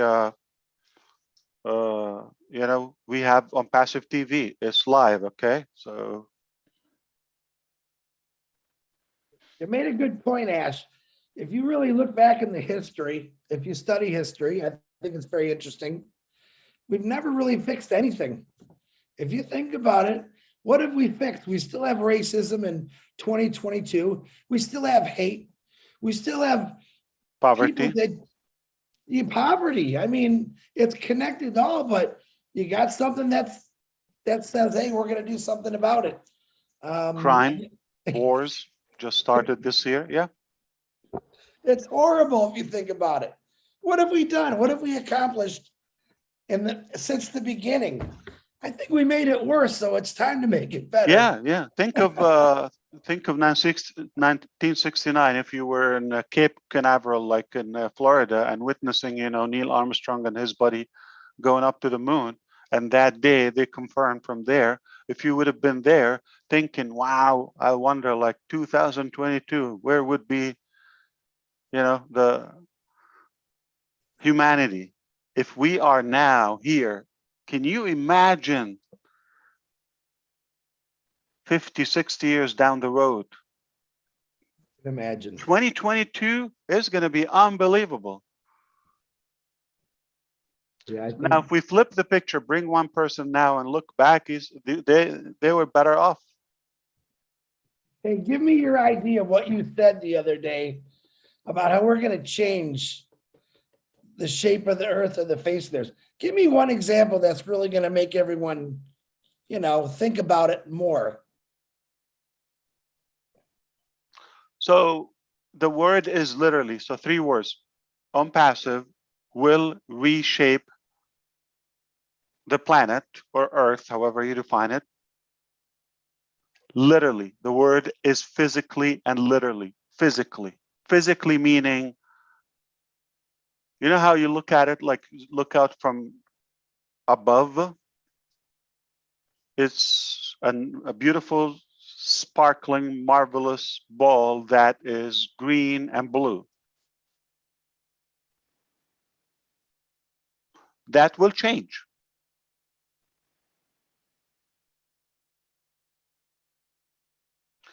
From the products that we invented.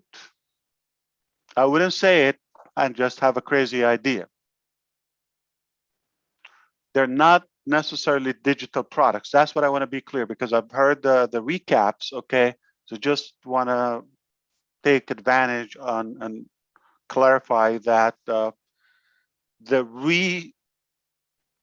restructure and the betterment of Earth as a planet, it will be visible, noticeable, with the naked eye and from, scientific measures as well. And it's because of a direct cause or of the ONPASSIVE inventions. It's very simple, it's not complicated, it's not genius. Thank you. And I'm not talking about a paint, okay? The real Earth, okay? That would be fun. And I'm not aiming to rearrange the planets. I'm not going to get into that business, okay? Or but repaint them. But it's repaint a possibility them. for you. I don't like Jupiter. It should be more green, yeah. Oh man, now you're making me really think here. But hey, I know we just had some hands up. You had Willow and Marty. Willow, I'm sure Ash's got a couple minutes, but he's gonna have to tell me, or I got to kick him out because I know he's busy tonight. But Willow, go ahead. I'm taking a break from my Indian people. Don't tell them Rupa, okay? The other night, when we had that darling man, Mark, on, he opened our hearts so much. Everybody wanted to help. Everybody that was in the room wanted to make sure that somehow he knew we loved him. What if we created... Who you're talking about, Willow? Mark. Oh, yeah, I missed that. Okay. Could it be possible that we just need to see somebody that does need it, have it put in front of our eyes? Because a lot of people will say, yeah, I'll help. What if we created a list somehow of special people we knew that were in tremendous need? They don't necessarily have to be homeless. And then when somebody says, okay, I'll donate one of my positions to help this person, could we do something like that to open their eyes that the need is bigger than the people that are trying to help? Yes, but I know that when I was helping with the community and with women that were abused, and some of the women had no homes to go to, they were in the crisis center. They had 3 or 4 little kids.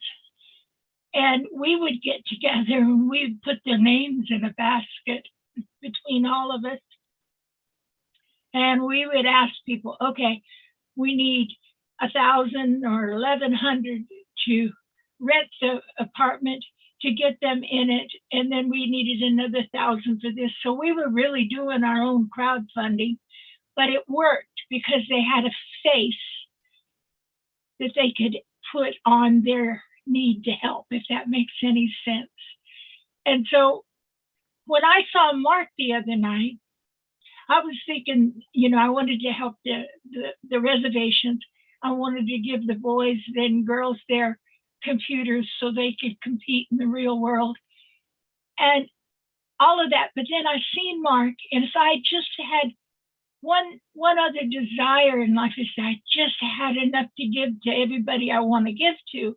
But there are people out there that I think need the face to see, even if somebody like, say, Lily had a special person in mind. She didn't have to give her name. She can come on and say, I've got somebody that really needs help. Anybody that wants to volunteer, email me and we can do something for them. Maybe create a reseller position like Mr. Ash is saying, just one. But I think we kind of need to bring us all together to show that we are going to make a difference, and we can make a difference one little human at a time. And so that's all I wanted to say. I mean, I know I'm a Pollyanna and I can't help it. I was born that way. But I think that you know the starfish story, the little boy and wise man walking down the beach, and they saw a bunch of tens of thousands of starfish on the shore. You know the story, right? Yeah. Oh man, they're gonna die. Okay, and then the wise man told the younger boy that, well, why you say so? So he just took one, threw it back to the water, and it lived. It survived. Okay. And he said, yeah, but that's one. There's so many, you're not gonna fix them. He said, you do one, I do one, but I saved one. One. They both got in action, so they got a bunch. Then a current came and took them all back at once. So if you start with one, don't look like we have too many. We have 1 billion, or we have 800,000 that, suffering starvation and somewhat poverty.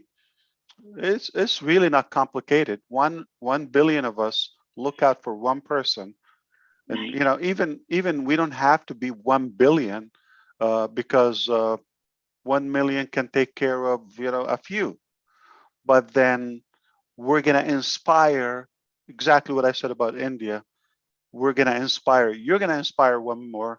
The person that you bring in, they are actually gonna be more motivated to bring another one, and we're all gonna go to the top. Period. So the 1 billion becomes at the top of this global population, and then it would be fun. The good news about that, with the irony of everything, okay, I have a feeling they're going to be almost everyone on planet, not everyone, but almost everyone on planet Earth would have a user ONPASSIVE. Okay? If that's the case, those 1 billion, they're going to be at some point, they're going to be in the business. And the top 1 billion now, the top most, prosperous and wealthiest people now, the top 1 billion, they're going to be on ONPASSIVE. So it's only the matter of the arrangement, because either you're going to be the leader or the follower, one of the two. Okay? So if we choose to be the leaders and bring those 1 billion as leaders, they're going to have the biggest, wealthiest people below them, exactly, following them. I just love it. I do know it's crazy. I love you. But it's, thank you. Yeah, so those wealthy, crazy, greedy individuals, we can come after them from the top. They're going to be in our business. They afford the business, no problem. But why don't we take care of the little guy first? I'm for it. All right? I'm first so on Mark the can list. sponsor Elon Musk. Do you know what? Have you talked to Mark? No, I have no Oh, idea he's if I know him, but Jeannie, is he here tonight? He's on here. Well, let me, if I can, I know Mark's battery is getting low. Ash, if you wouldn't mind, I'd like to introduce you to Mark. whose battery?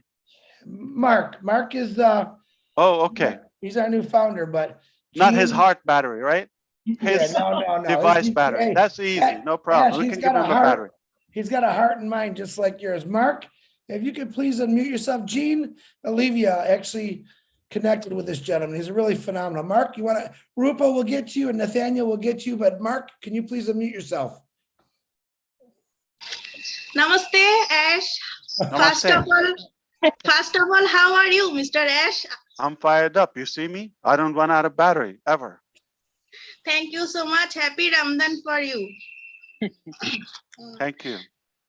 Welcome. So we are very happy with you, Mr. Ash. First of all, I am salute your business thinking. On passive, don't understand, but I understand something on passive business. But right now I feel this is a huge business and blessed by very, very, very favorite product. So every moment I will enjoy this business. So I first time I will talk to you. So slightly I am nervous, Ash. So apologies me, but I will enjoy and always we are with you. You are go ahead, Ash.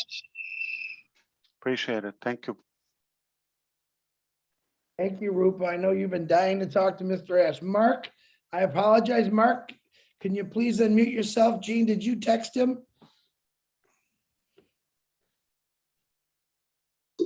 We have to smuggle battery to you. Where are you, Mark? We're looking for you.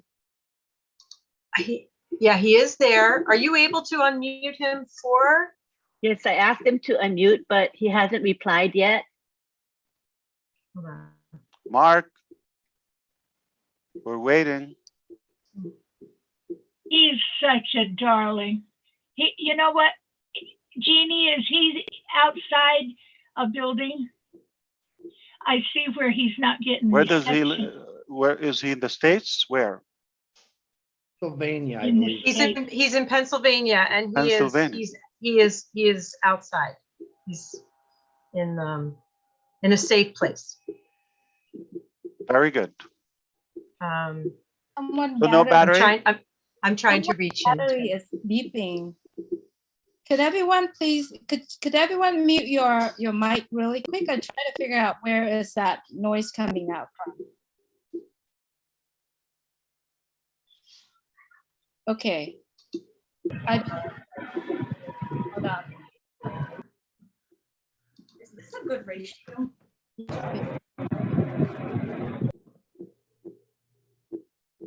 It's still there.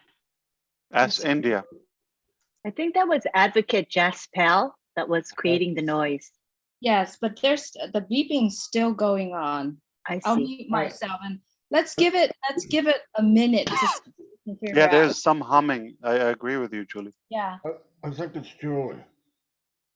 I think it is Julie. Do you have the washer going on or the dryer? Hey, Mark, are you still on the Zoom? Do you want to unmute yourself and speak to Ash? He's here, the CEO.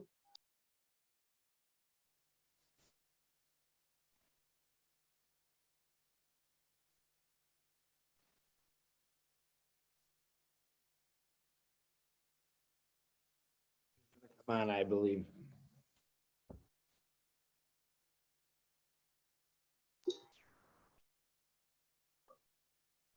He's going to unmute. Thank you, Gene. Mark, are you there?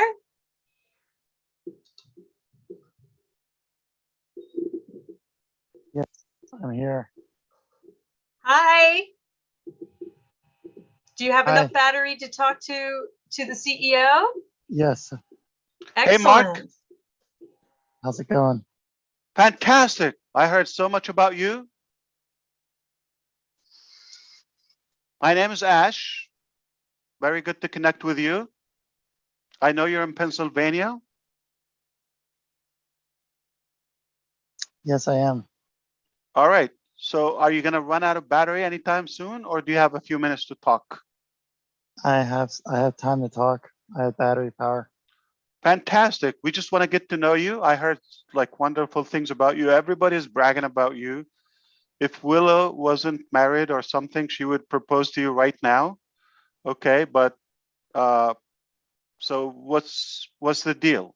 What you got going on? I'm homeless right now, and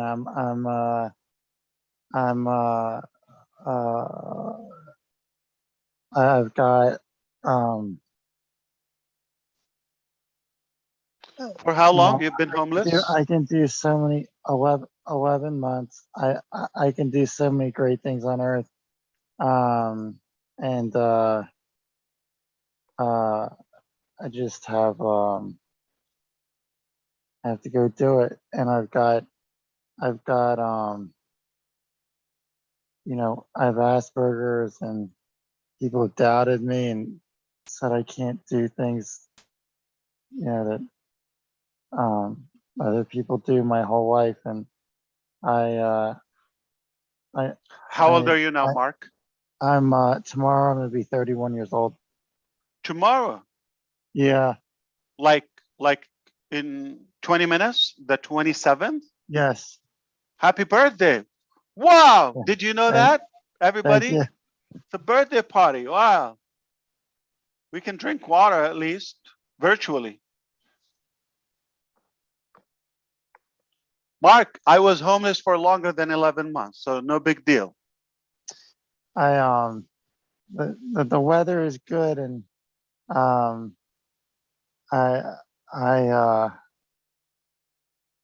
I'm doing okay. I'm listening to music, and I'm a positive guy, so I'm still positive, and I know things are gonna get better for me, and I'm gonna do great things, and on earth. And I've learned so many things about different kinds of things. I've learned a lot about different kinds of things, like in the 31 years of my life so far. Like, um, it's, and it just happened to be at places that I didn't think I'd be at, and be around things that I didn't think I'd be around, and then I kind of like just learned from from what's going on there, like what I see there, and I learned from like just from like watching things, like when I see other people do things that are, I learned from like I can just say, like, if they can do that, I can do it, and I can do it better. And like all I have to do is see somebody doing something that's good, or just see somebody doing something the right way, and I can just You know how say, some people are broke mentally? It doesn't look like you are one of those. So you feel that you're solid, mentally. Your mindset seems to be in the right place. I have two quick questions for you, Mark, if you don't mind, because just in case we lose connection or something. Number one, tell me a little bit about your health and physical condition, and secondly, what put you in this situation? well, right now my physical and mental health is good. I How do good? things. I do. It's real good. I do things for myself that make my health good. And you're fully functional? Oh yeah. Oh okay, yeah. fantastic. Like have you made babies yet? No. You think you can make babies? I think so. You're very functional then. What else? Okay. Okay. So that's Chuck. Now tell me about what put you there. Homeless? Yeah. Everything. It's just was living at my parents' house, and I got older. I'm 31 years old. They So you are chose to old. leave? Well, they're older. It's hard to live in a house with my parents when everything's older. It's it's like it it's like the house is just not a good environment for Did they me. ask you to leave? No. But did you have a plan to leave, or you just left? No plan B. You left. How are you going to survive? You had a roof before. I left because it wasn't really good for my health to live in the house. There's no washer, no dryer, no transportation to anywhere where I can get food and wash my clothes. The shower was broken, And where you stay now? Right now I'm sitting next to a stream, in the trees, and But how do the you weather. wash and all of that? So Just is it any better? use the creek, and to stay clean, and you know, you'll eat food, walk to the store. There's a food store nearby, and You need cash. So when was the last job you've had? Have you worked in your life? oh yeah, I've had 3 jobs. The last job I had was at a gas station. When was that? It was a gas station as an overnight manager in 2021. I rang the customers, cleaned, did everything that he had a whole Clerk, yeah, checklist. that's good. Before that, I worked at a produce stand selling fruit and vegetables, and full time. My boss said that he was that he had wished Have that he you had worked in the last 11 months? no, but I can Any work. source of income? I have SSI. It's Social Security money. Oh, you have Social Security. Okay. Yes. What qualifies you for Social Security? The Asperger's. And have you tried to get a job in the last 11 months? I haven't. I mean, if I, but when I'm not getting sleep, it's kind of hard to work on zero sleep. Like I do better at work. I do a better job at work, so I can do the work right and do a real good job at it when I get Of sleep. course.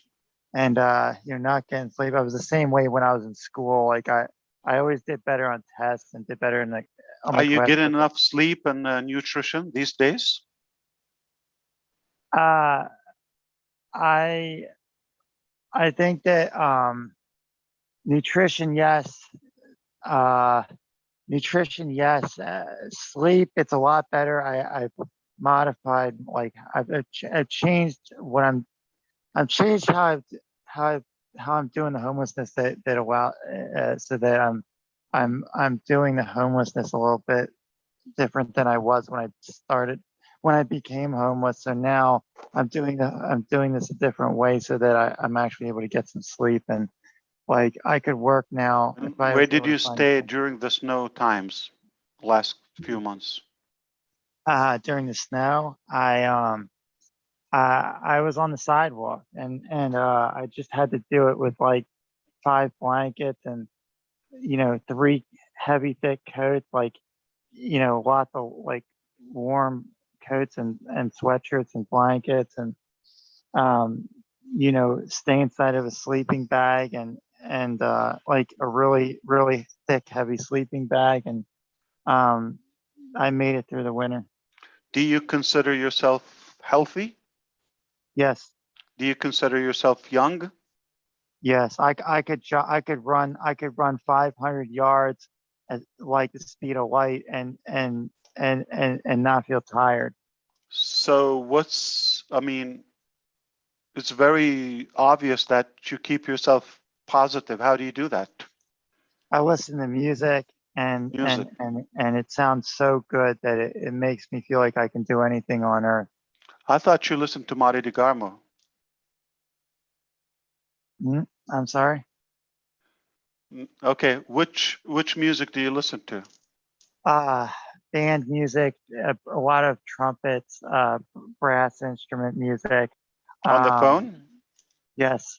I like to listen to brass quintets, brass groups, guys that people that get together and play brass instruments, music on brass instruments, trumpets, slide trombones, tubas, baritones, and I any kind of trumpet music, brass. I also like to listen to music soundtracks from movies like Star Wars, the Star Wars 9 soundtracks, Star Trek soundtrack.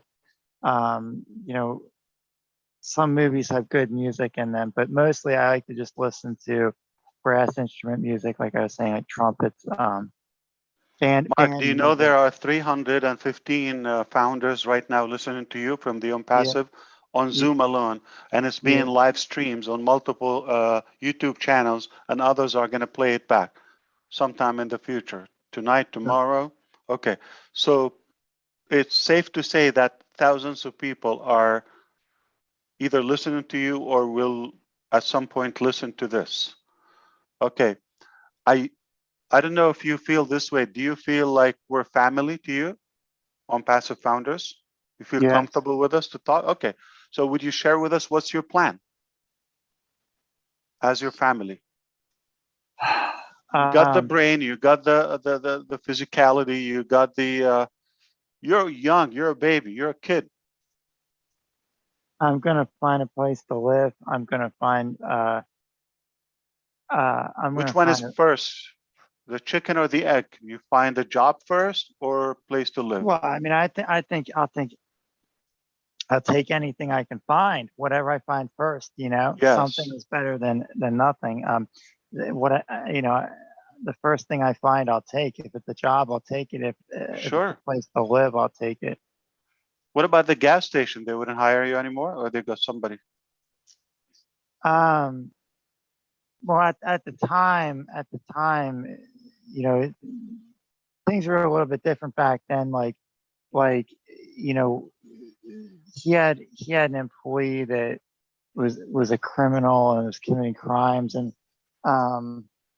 just wasn't working I couldn't work with him. And yeah, we don't need to get there. Mark, what do you feel about your situation? Do you feel sadness? Do you feel sorry for the way your life is now, or I wonder how you feel. No, I feel positive. I feel good about things because I know that I can do great things, and I know I will do great things. I know I'll find a place to live. I'll find a job, and I'm going to. So I feel good about things. I feel positive about things, and I know it's going to get better. It will. I mean, I don't see you missing anything. Just go get a job. Get a job, like anything. Like you said, just to survive. There's some good business owners. Doesn't have to be a corporate. Small shop here or there. Just when they see you, they see if you're determined or you're in need for it. They give you a chance. I've seen those people. Every job I've had before, my boss has always told me that that he wished he had more employees like me, and that I do a good job, and that they want me to stay with them for a lot of time. Don't get a different job somewhere else. Just keep working here for me, because you do a good job. And I think that I think that I can do great things on earth at any time. I can just really just I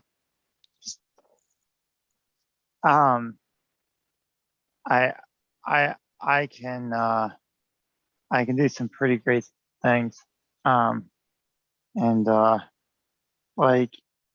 You think you'll be a musician one day? I think I will. I think I could be the next Bach or Beethoven or like Stravinsky, one of those guys who wrote music that's really good music that a lot of people know about. Like my mother taught music and played music her whole life when I was growing up, when I was younger. I learned a lot about it before I even got to school. Once I got to school, I did music for 9 years in school, and then once I graduated high school, I never went to a university because I never had the money to go to a university, but I just kept listening to music, and what instruments do you play? I can play the trumpet. I've never played a slide trombone, but I know I can play it. It wouldn't take me much time to learn it. It just, I can play the piano. I can play a mellophone. I can play a baritone without even. I have a 2-year-old. He plays a trumpet too, and a harmonica. I like the harmonica. It sounds good.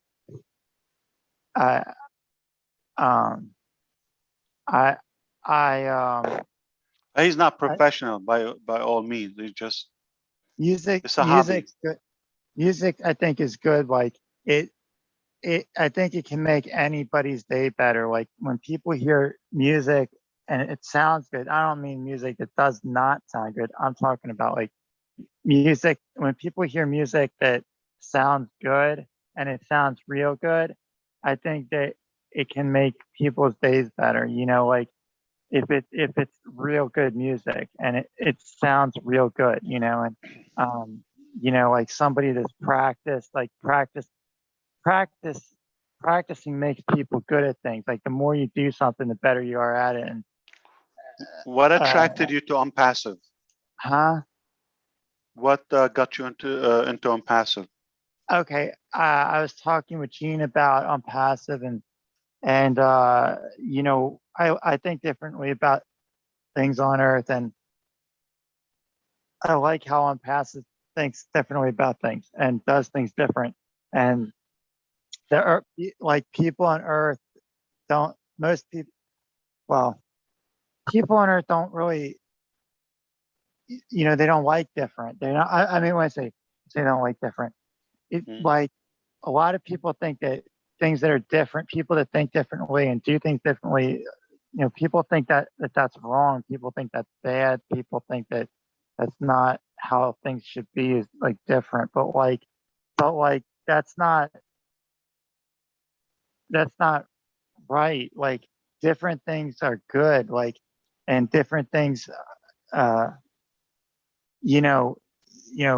people that do different things, like that's a good thing. And like people that think differently is a good thing, because like people in the history of the United States of America and people in the history of the world, like when I was in school in textbooks, there's people who I read about in the textbooks when I was in school that did great things. Amelia Earhart, Lindbergh, like these people who flew airplanes, Thomas Edison, Albert Einstein, Martin Luther King Jr. Like they did all these things that were different, but like really good things. And people saw like how good those things were in the end. Like when at first people might not have really like known like or understood why they're doing something different in the beginning, but like in the end they're like, wow, that person did really good things that were great things. And then now their names are in textbooks, and like I want to be one of those people. And people would be like, okay, this guy Mark Gladfather did all these If you great believe things. you will make a big impact, like in which area do you think you will make it? Yeah. Science, I don't biology? I don't care if people call me crazy. Like I think I can change the world, and I'm going to. And that's what like people said about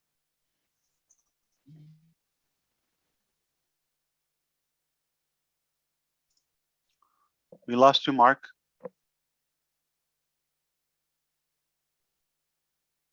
And he's still unmuted. I don't know if Yeah. Did you ever meet with him, Gene, or any other founder? Yes, he's completely changed my life in the week that I've known You've him. seen him directly? Yes, I met him. He was sitting outside a store that I was going into. I said hello, and then I finished my shopping and came out. He was still sitting there, and I don't recall exactly what I said to him, but we struck up a conversation. I probably asked if there was anything he needed, and then he started talking, and I listened. And it was like 3.5, 4 hours later, I was late for the round table.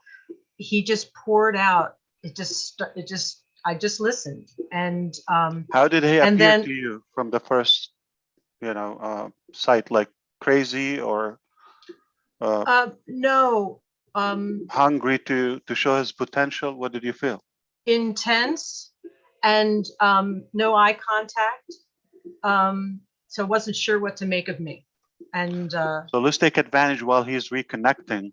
On a scale 1 to 10, don't want to say how ugly, but how handsome was he? Like, what do you give him? 1 to 10?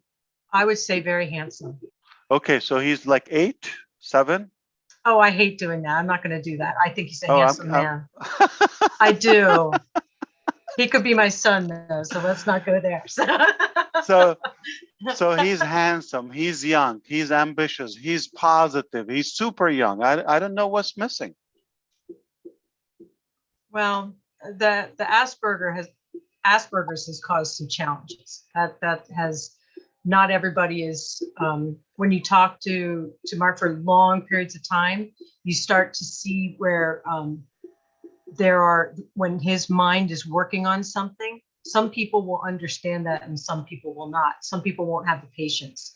So all I can say is that I've met with him multiple times. I cherish him. He seems to be good to go. Like I cherish him as a friend. I talk to him for hours and hours, and it's like there isn't enough time for us to talk about things. He's got so many ideas, Ash. And I actually told him today, I said, I can't guarantee, but it's possible you might be able to talk with the CEO because I think you guys think you have creative ideas. He has ideas about space.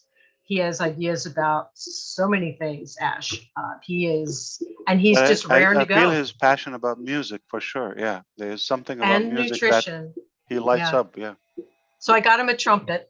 So I'm getting it serviced. Wow. I did. I'm getting it serviced. So and he, it's not serviced yet, but I got to hear him play. So even on a trumpet that needs to be repaired, he made some beautiful music come out of that thing, and he hasn't played in a while. So he's really talented, and he's a cherished friend. Does he ask for anything? I will ask him, and he will tell me, and I go get it. And no. Does he ask like for a help or for anything? Like, what does he what does he wish to have? Well, I think he doesn't seem to be defeated by his situation. It's not like he's mentally like it's a temporary situation. I'll be okay. I tell you what, though, the conversation from the very beginning to now has been a transition. So I think just having someone to talk with for long periods of time, it's like a healing. It is literally like a healing where you can get through some of the things that have not, it's like hope. Hope begins to take root, because he's been in a system where, he's gone and tried to get a bed and tried to work with community services, and it just hasn't worked out for him, whether it was, they didn't have room or any number of things. So you start to get, you just give up on the system. And what he does, like, he doesn't give up on himself. He's like, I'm just going to do it like myself. A winner to me. Yeah. Sounds like a winner. He's a major winner. He's probably a beautiful human being. When did he become founder? Officially? Well, I told him the first day, I was like, you are founder material. I mean, we talked about it. And so I gifted him a position. So he's officially in the system as a founder. And then Mike gifted him 3 positions. So tomorrow night, the 3 of us are going to get together and walk through getting those So funded. he just and became a founder. just a couple days ago, yeah. Yes, on In his the system. He's in 31st birthday. yeah, a little present. So Fantastic. Wow, it's amazing. yeah, and he understands it. And he's like, what else can I do? Am I like, are there more videos I should be watching? What else? I said, well, you know what, there's this, and this. You could watch videos and webinars 24/7. Yeah. And I said, but you could go in and read the ebook. You can watch the YouTube videos of the leaders. He is earnest. He is asking what he can do. What can I do to contribute? He's a phenomenal human being. Oh, definitely inspiring. Yes, very. Yeah. I mean, you two are going to have conversations on I certain pulled topics. out all I needed to know. He's handsome, healthy, young, okay, mentally positive. Like, I have no idea. This guy could be anything. So he's not missing it. Mm-hmm. He's into the good stuff and seems to be knowledgeable or well educated. He doesn't run out of topics. So before you make a decision, Chris Johnson, and never invite me again, okay? Just to show you the number, we're gonna run some numbers, okay? Math. And when I came here, it was 170 people. Now close to 400, okay? And there are a few YouTube channel are open. All right, so I'm not damaging your business, okay? I'm not crashing your party. What it was is we invited everyone to sing Mark happy birthday at midnight. I think I can't give you all the credit for that one now. Come on. Mark, are you still with us? Yeah. I've been searching for him and he's not in yet. No, I think his battery died. Ash, listen, I know it's after midnight. I know you got work to do. These people got to probably go to work in the morning. Some of them. I appreciate you, brother, for coming on here and picking us all up, because you seem to do that real good. I'm trying to learn from you. I'm getting a little better at it. But Joyce Hicks, thank you for coming on and speaking your words of wisdom. And to all the doctors and the people's opinions. Lynn Nakamoto, love you, my sister, for helping out with the coast and the advertising. Julie Wen, thank you for putting all the stuff in the back office and helping out with your wonderful words. Peter Shore, my brother, always, because Pete and I are a partner for life. Marty DeGarmo and everyone else that spoke on here. Ash Mafara, you got the last word, and then we are out of here. Well, thank you, Gene, for bringing Mark. It was nice to connect with him. My pleasure. Thank you also for mentioning him again, Willow and everyone. It was a treat. Okay, I heard all the buzz. Mark. Who's Mark? Okay, so I got to at least listen to him. I didn't visually see him, but that's good enough. We trust Gene's description. He's a good, perfect fella. I mean, I don't know what's missing. And I'm glad you brought him in. Hopefully we will be able to add value, but he's an inspiration for sure. He's not broken mentally. He's totally fine. In fact, he could enlighten some of us. Yeah. So thank you, everybody. I don't know if Leon was going to say something. Rupa, was good to hear you. We are real people. You don't have to, it's more important to listen to other people than me sometimes. Yeah. So, but we are here when it's possible. Tomorrow is going to be on Passive 360. And I'm told they're going to go over the what's supposed to be roundtable recap, I guess. Okay. So that's interesting. Why don't we post it there? It's a good source of information. Like, it's totally, but I don't want to create an era of self-promoting. It's an exception. 360, it's for everybody. They don't promote anything on it other than just given the information. Liana, I've been wanting to connect with you. I don't know, when you had the event in California, Julie, did you tell him? Okay. Okay, I'm here. So I know that you guys want to close, and I came on kind of late because I had some power outage. But yeah, it's been pretty interesting. I've been so excited since yesterday. We on the meeting that you were on yesterday, and I've been having so many conversation discussion. And Julie and I, it's just like we live next door, even though she lives 75 miles south of LA and I live 75 miles north of LA. We've had several discussions, and so there's so many things I wanted to say about yesterday, and then also about Oh Bless. And I thought about these things because Oh Bless is one of those situations where if we had a form, just like the guy Mark was on, there's so many different levels of poverty. We had a form, and then that we can categorize people, because some people I know that homeless, they living in their cars, but they have jobs. They just have bad credit. They can't get an apartment. They made some mistakes. Those are one category. You got some people who, I know a guy that lived for 32 years. He slept on the street. I saw him every single year for 32 years on Western Avenue in LA.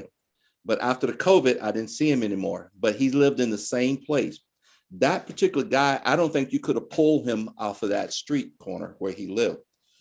And some people want to be off the street.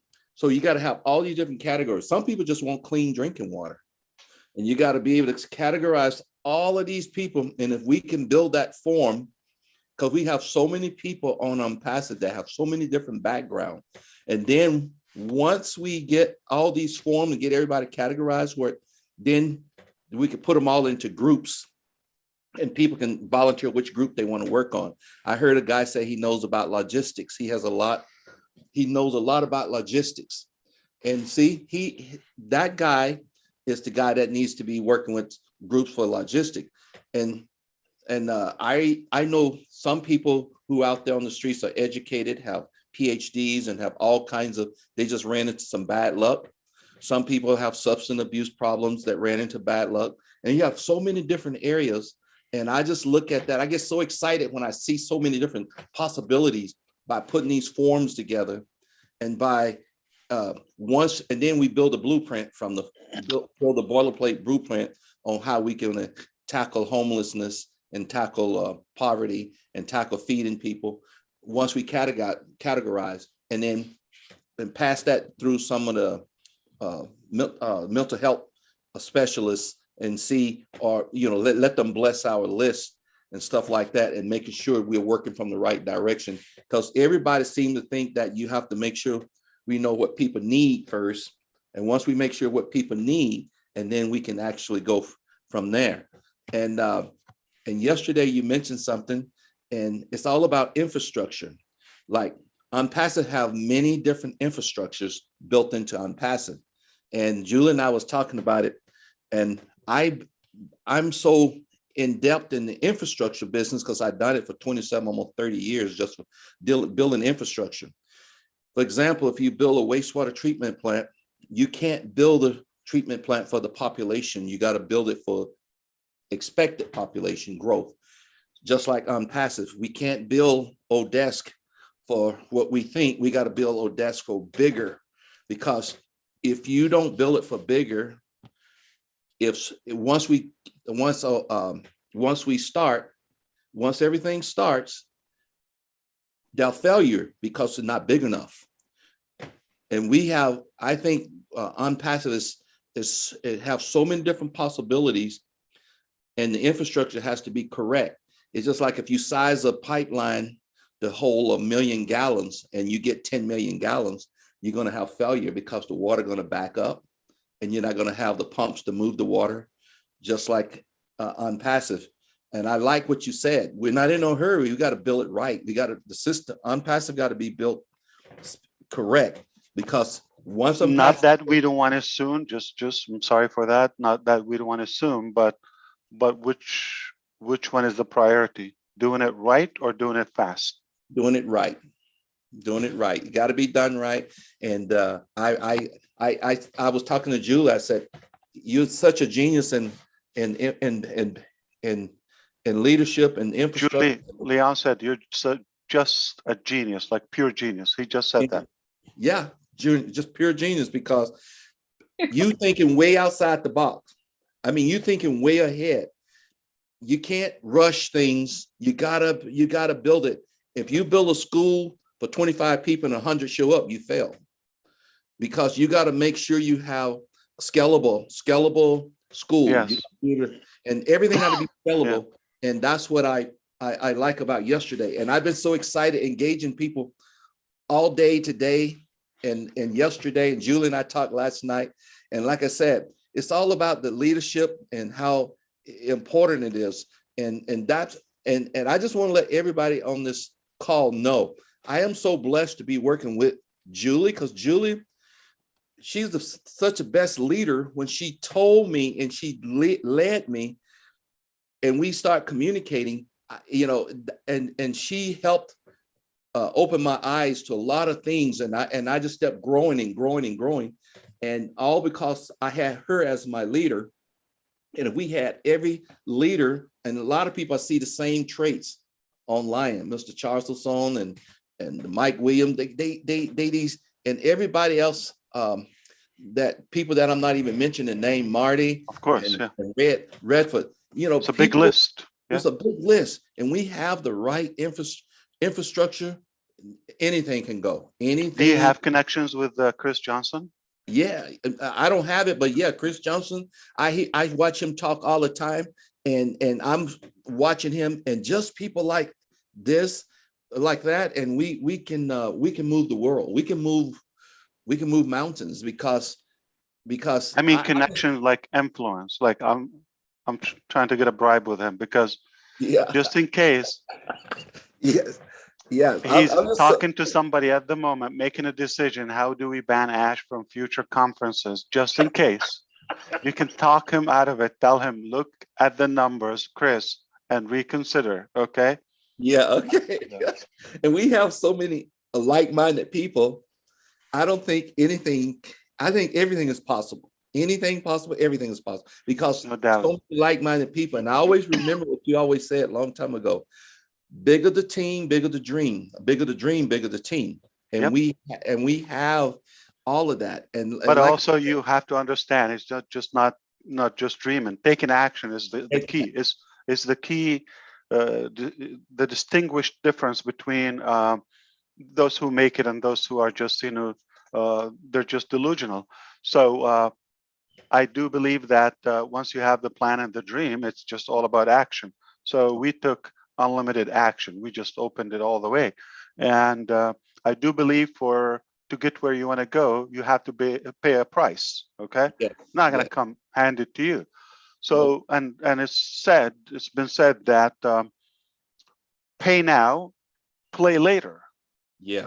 Or play now and keep wishing, but you will pay later. One of the two. So that's why I was trying to understand Mark. Like he's got to be pushed a little bit more on getting a job. Gene, I don't know when did you meet him? April 18th. This year? Yeah, just a week ago. Okay. All right. So I wonder if he had like COVID like in the last 11 months or something. Yeah. I don't know. He's extremely health conscious. Very picky about his nutrition and his food. Drinks a lot of water.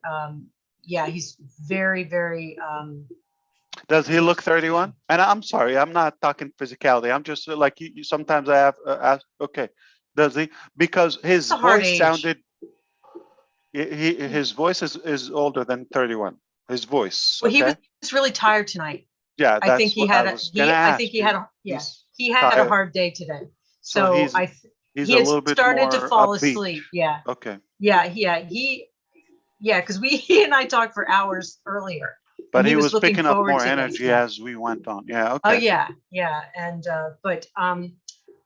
I think he, like it's sort of like if you cleaned him up, scrubbed him, he has a short, dark hair, short beard. So he does keep his beard trimmed. and whatnot, and dark hair. But I did notice that his skin is almost translucent. Like he's definitely healthy. You know what I mean? Like where you can tell on people's skin. So I think it's just, you know, if he had a place where he's showering regularly and he kept saying, if I had a kitchen, I'd be making smoothies for everyone. You know what I mean? Nothing, like nothing should stop him from. I mean, he can get a job like rather quickly, any job to survive, and then start giving some classes from any place. Okay, even outdoors, trumpet or nutrition, music, something. Okay, he will make a living full time on Academy plus his absolutely paid job he has until he agreed has to a do full-time income. lives. Yeah, he has agreed to do some lives, so we'll see how that goes. But he wants to talk to the world. You heard him a little bit. He wants to do great things. So it's just a matter of giving him the vehicle. So yeah, it was just. Do you think the state location wise has to do, because it's like he said we're in Chester County, and he said there's just really not the resources and the support that he needs.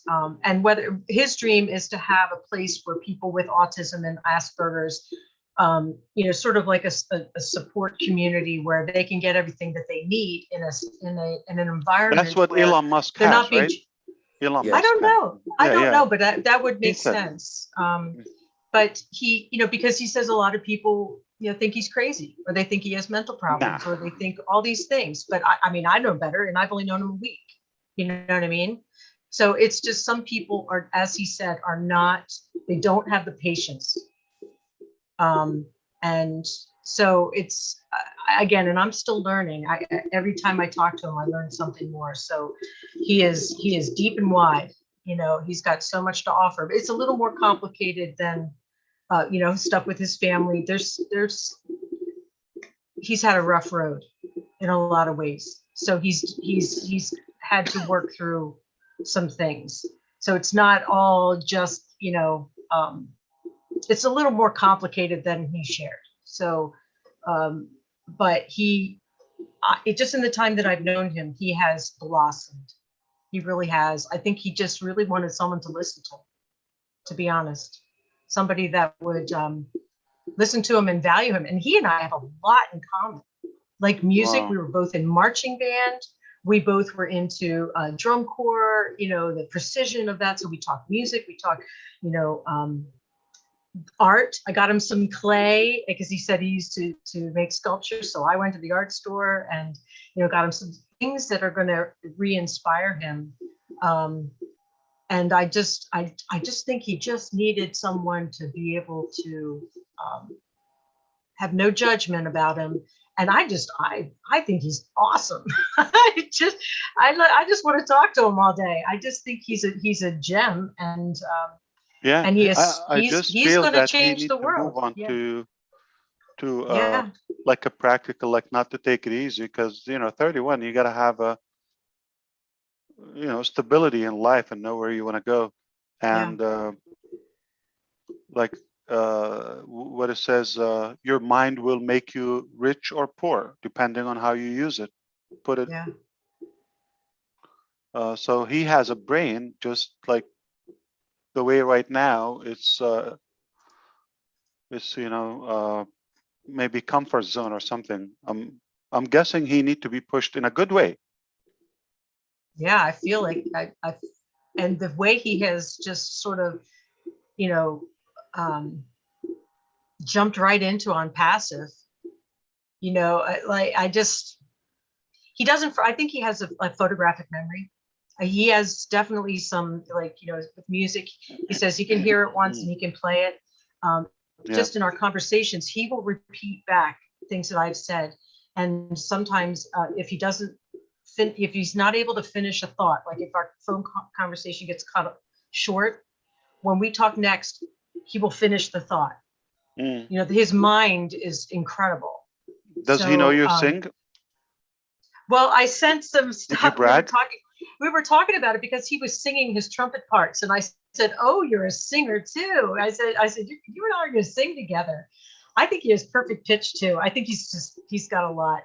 he's got a lot of talents. And so we have a lot in common, a lot of topics that we both enjoy talking about. So we've essentially found a friend in each other that we can talk to about things that maybe we can't talk to anybody else about. You know, some stuff, spacey stuff that, you know, some people think is goofy. Yeah. But Cynthia Brown always comes up with genius ideas. Okay. Yeah. So just reading what she says in the chat, I'm not sure exactly the details, but if that's what she meant, like, you know, just suggest the idea of having a free YouTube channel and start engaging, and you will start having followers, perhaps either for ONPASSIVE or for his interest, but you know, then he's gonna have following in ONPASSIVE. That's like, it doesn't cost anything. So Leon, do you want to have the last word about yesterday? So because I have to take off. Yesterday you were live or I was there. Playback? Yeah, yesterday was so exciting about the infrastructure part, and you know, I know the way you was talking, and I know what you were saying. I know exactly what you were saying, and I had other underlying discussion with other founders because I was so excited about what you were saying, and I understand infrastructure. So, you know, from a mechanical engineering perspective versus the technology, like the IT perspective. But I do know that infrastructure, it got to be built to hold whatever you throw at it, and that's when you're successful, because scaling something and you thinking, and ONPASSIVE is so huge now. And once we take off, we don't have time to slow down. Once we take off, to go back and fix something. So like I say, if you build it, they'll come. This is one of those situations where they will come, and they're going to come fast. And we got to have the staffing, the infrastructure, everything got to be in place. So like you say, do it now or you do it later. But later, people are not going to forgive you. You do it now before you put it out there. Yeah. Now for free. I hear you. Yeah. No pressure. Yeah. Little. Okay. Thank you. Forgive me, Chris. Okay. I will not come here for the next 3 hours. Guaranteed. Hey, It's all thank you yours. so much. Thank you. Thank you. I love you all. Very much. Appreciate your time, guys. Good night. I'm sorry Ash kept you up so late, but it's always worth it. We love you, brothers. We love you, sisters. Thank you. God bless all you. And happy birthday, Mark. Wherever you are, if you can hear us, we don't know, but happy birthday to you. And let's just do this, guys. Daryl Cook, Janet Butler, thank you for all your help also in the background with the notes. Let's do this. Say yes to a bless. And then ONPASSIVE is coming. Woo! Fire yourself up. I just woke up my daughter. All right, guys. Marty, don't do that to me every time. Will you tell him to stop picking on me? All right, guys. Marty, just shut the button off, will you? Happy birthday to Good night, you. everybody. Happy birthday to you. Happy birthday, dear Mark. Happy birthday to Mike. Happy birthday to Maya. Happy birthday. Not stop Birthday, Mark. Happy birthday. Happy birthday, Mark. Joyeux anniversaire, Bonne fête, mon Marc. Bonne fête, mon Marc. Bonne fête, bonne fête. Bonne fête, love you mon all. Marc. Thank you so much for this great Thank you, webinar. Chris. Awesome. It was awesome. Thank you, Chris. Good Bye. night, Chris. Thank you. Thank you, Chris. Happy birthday.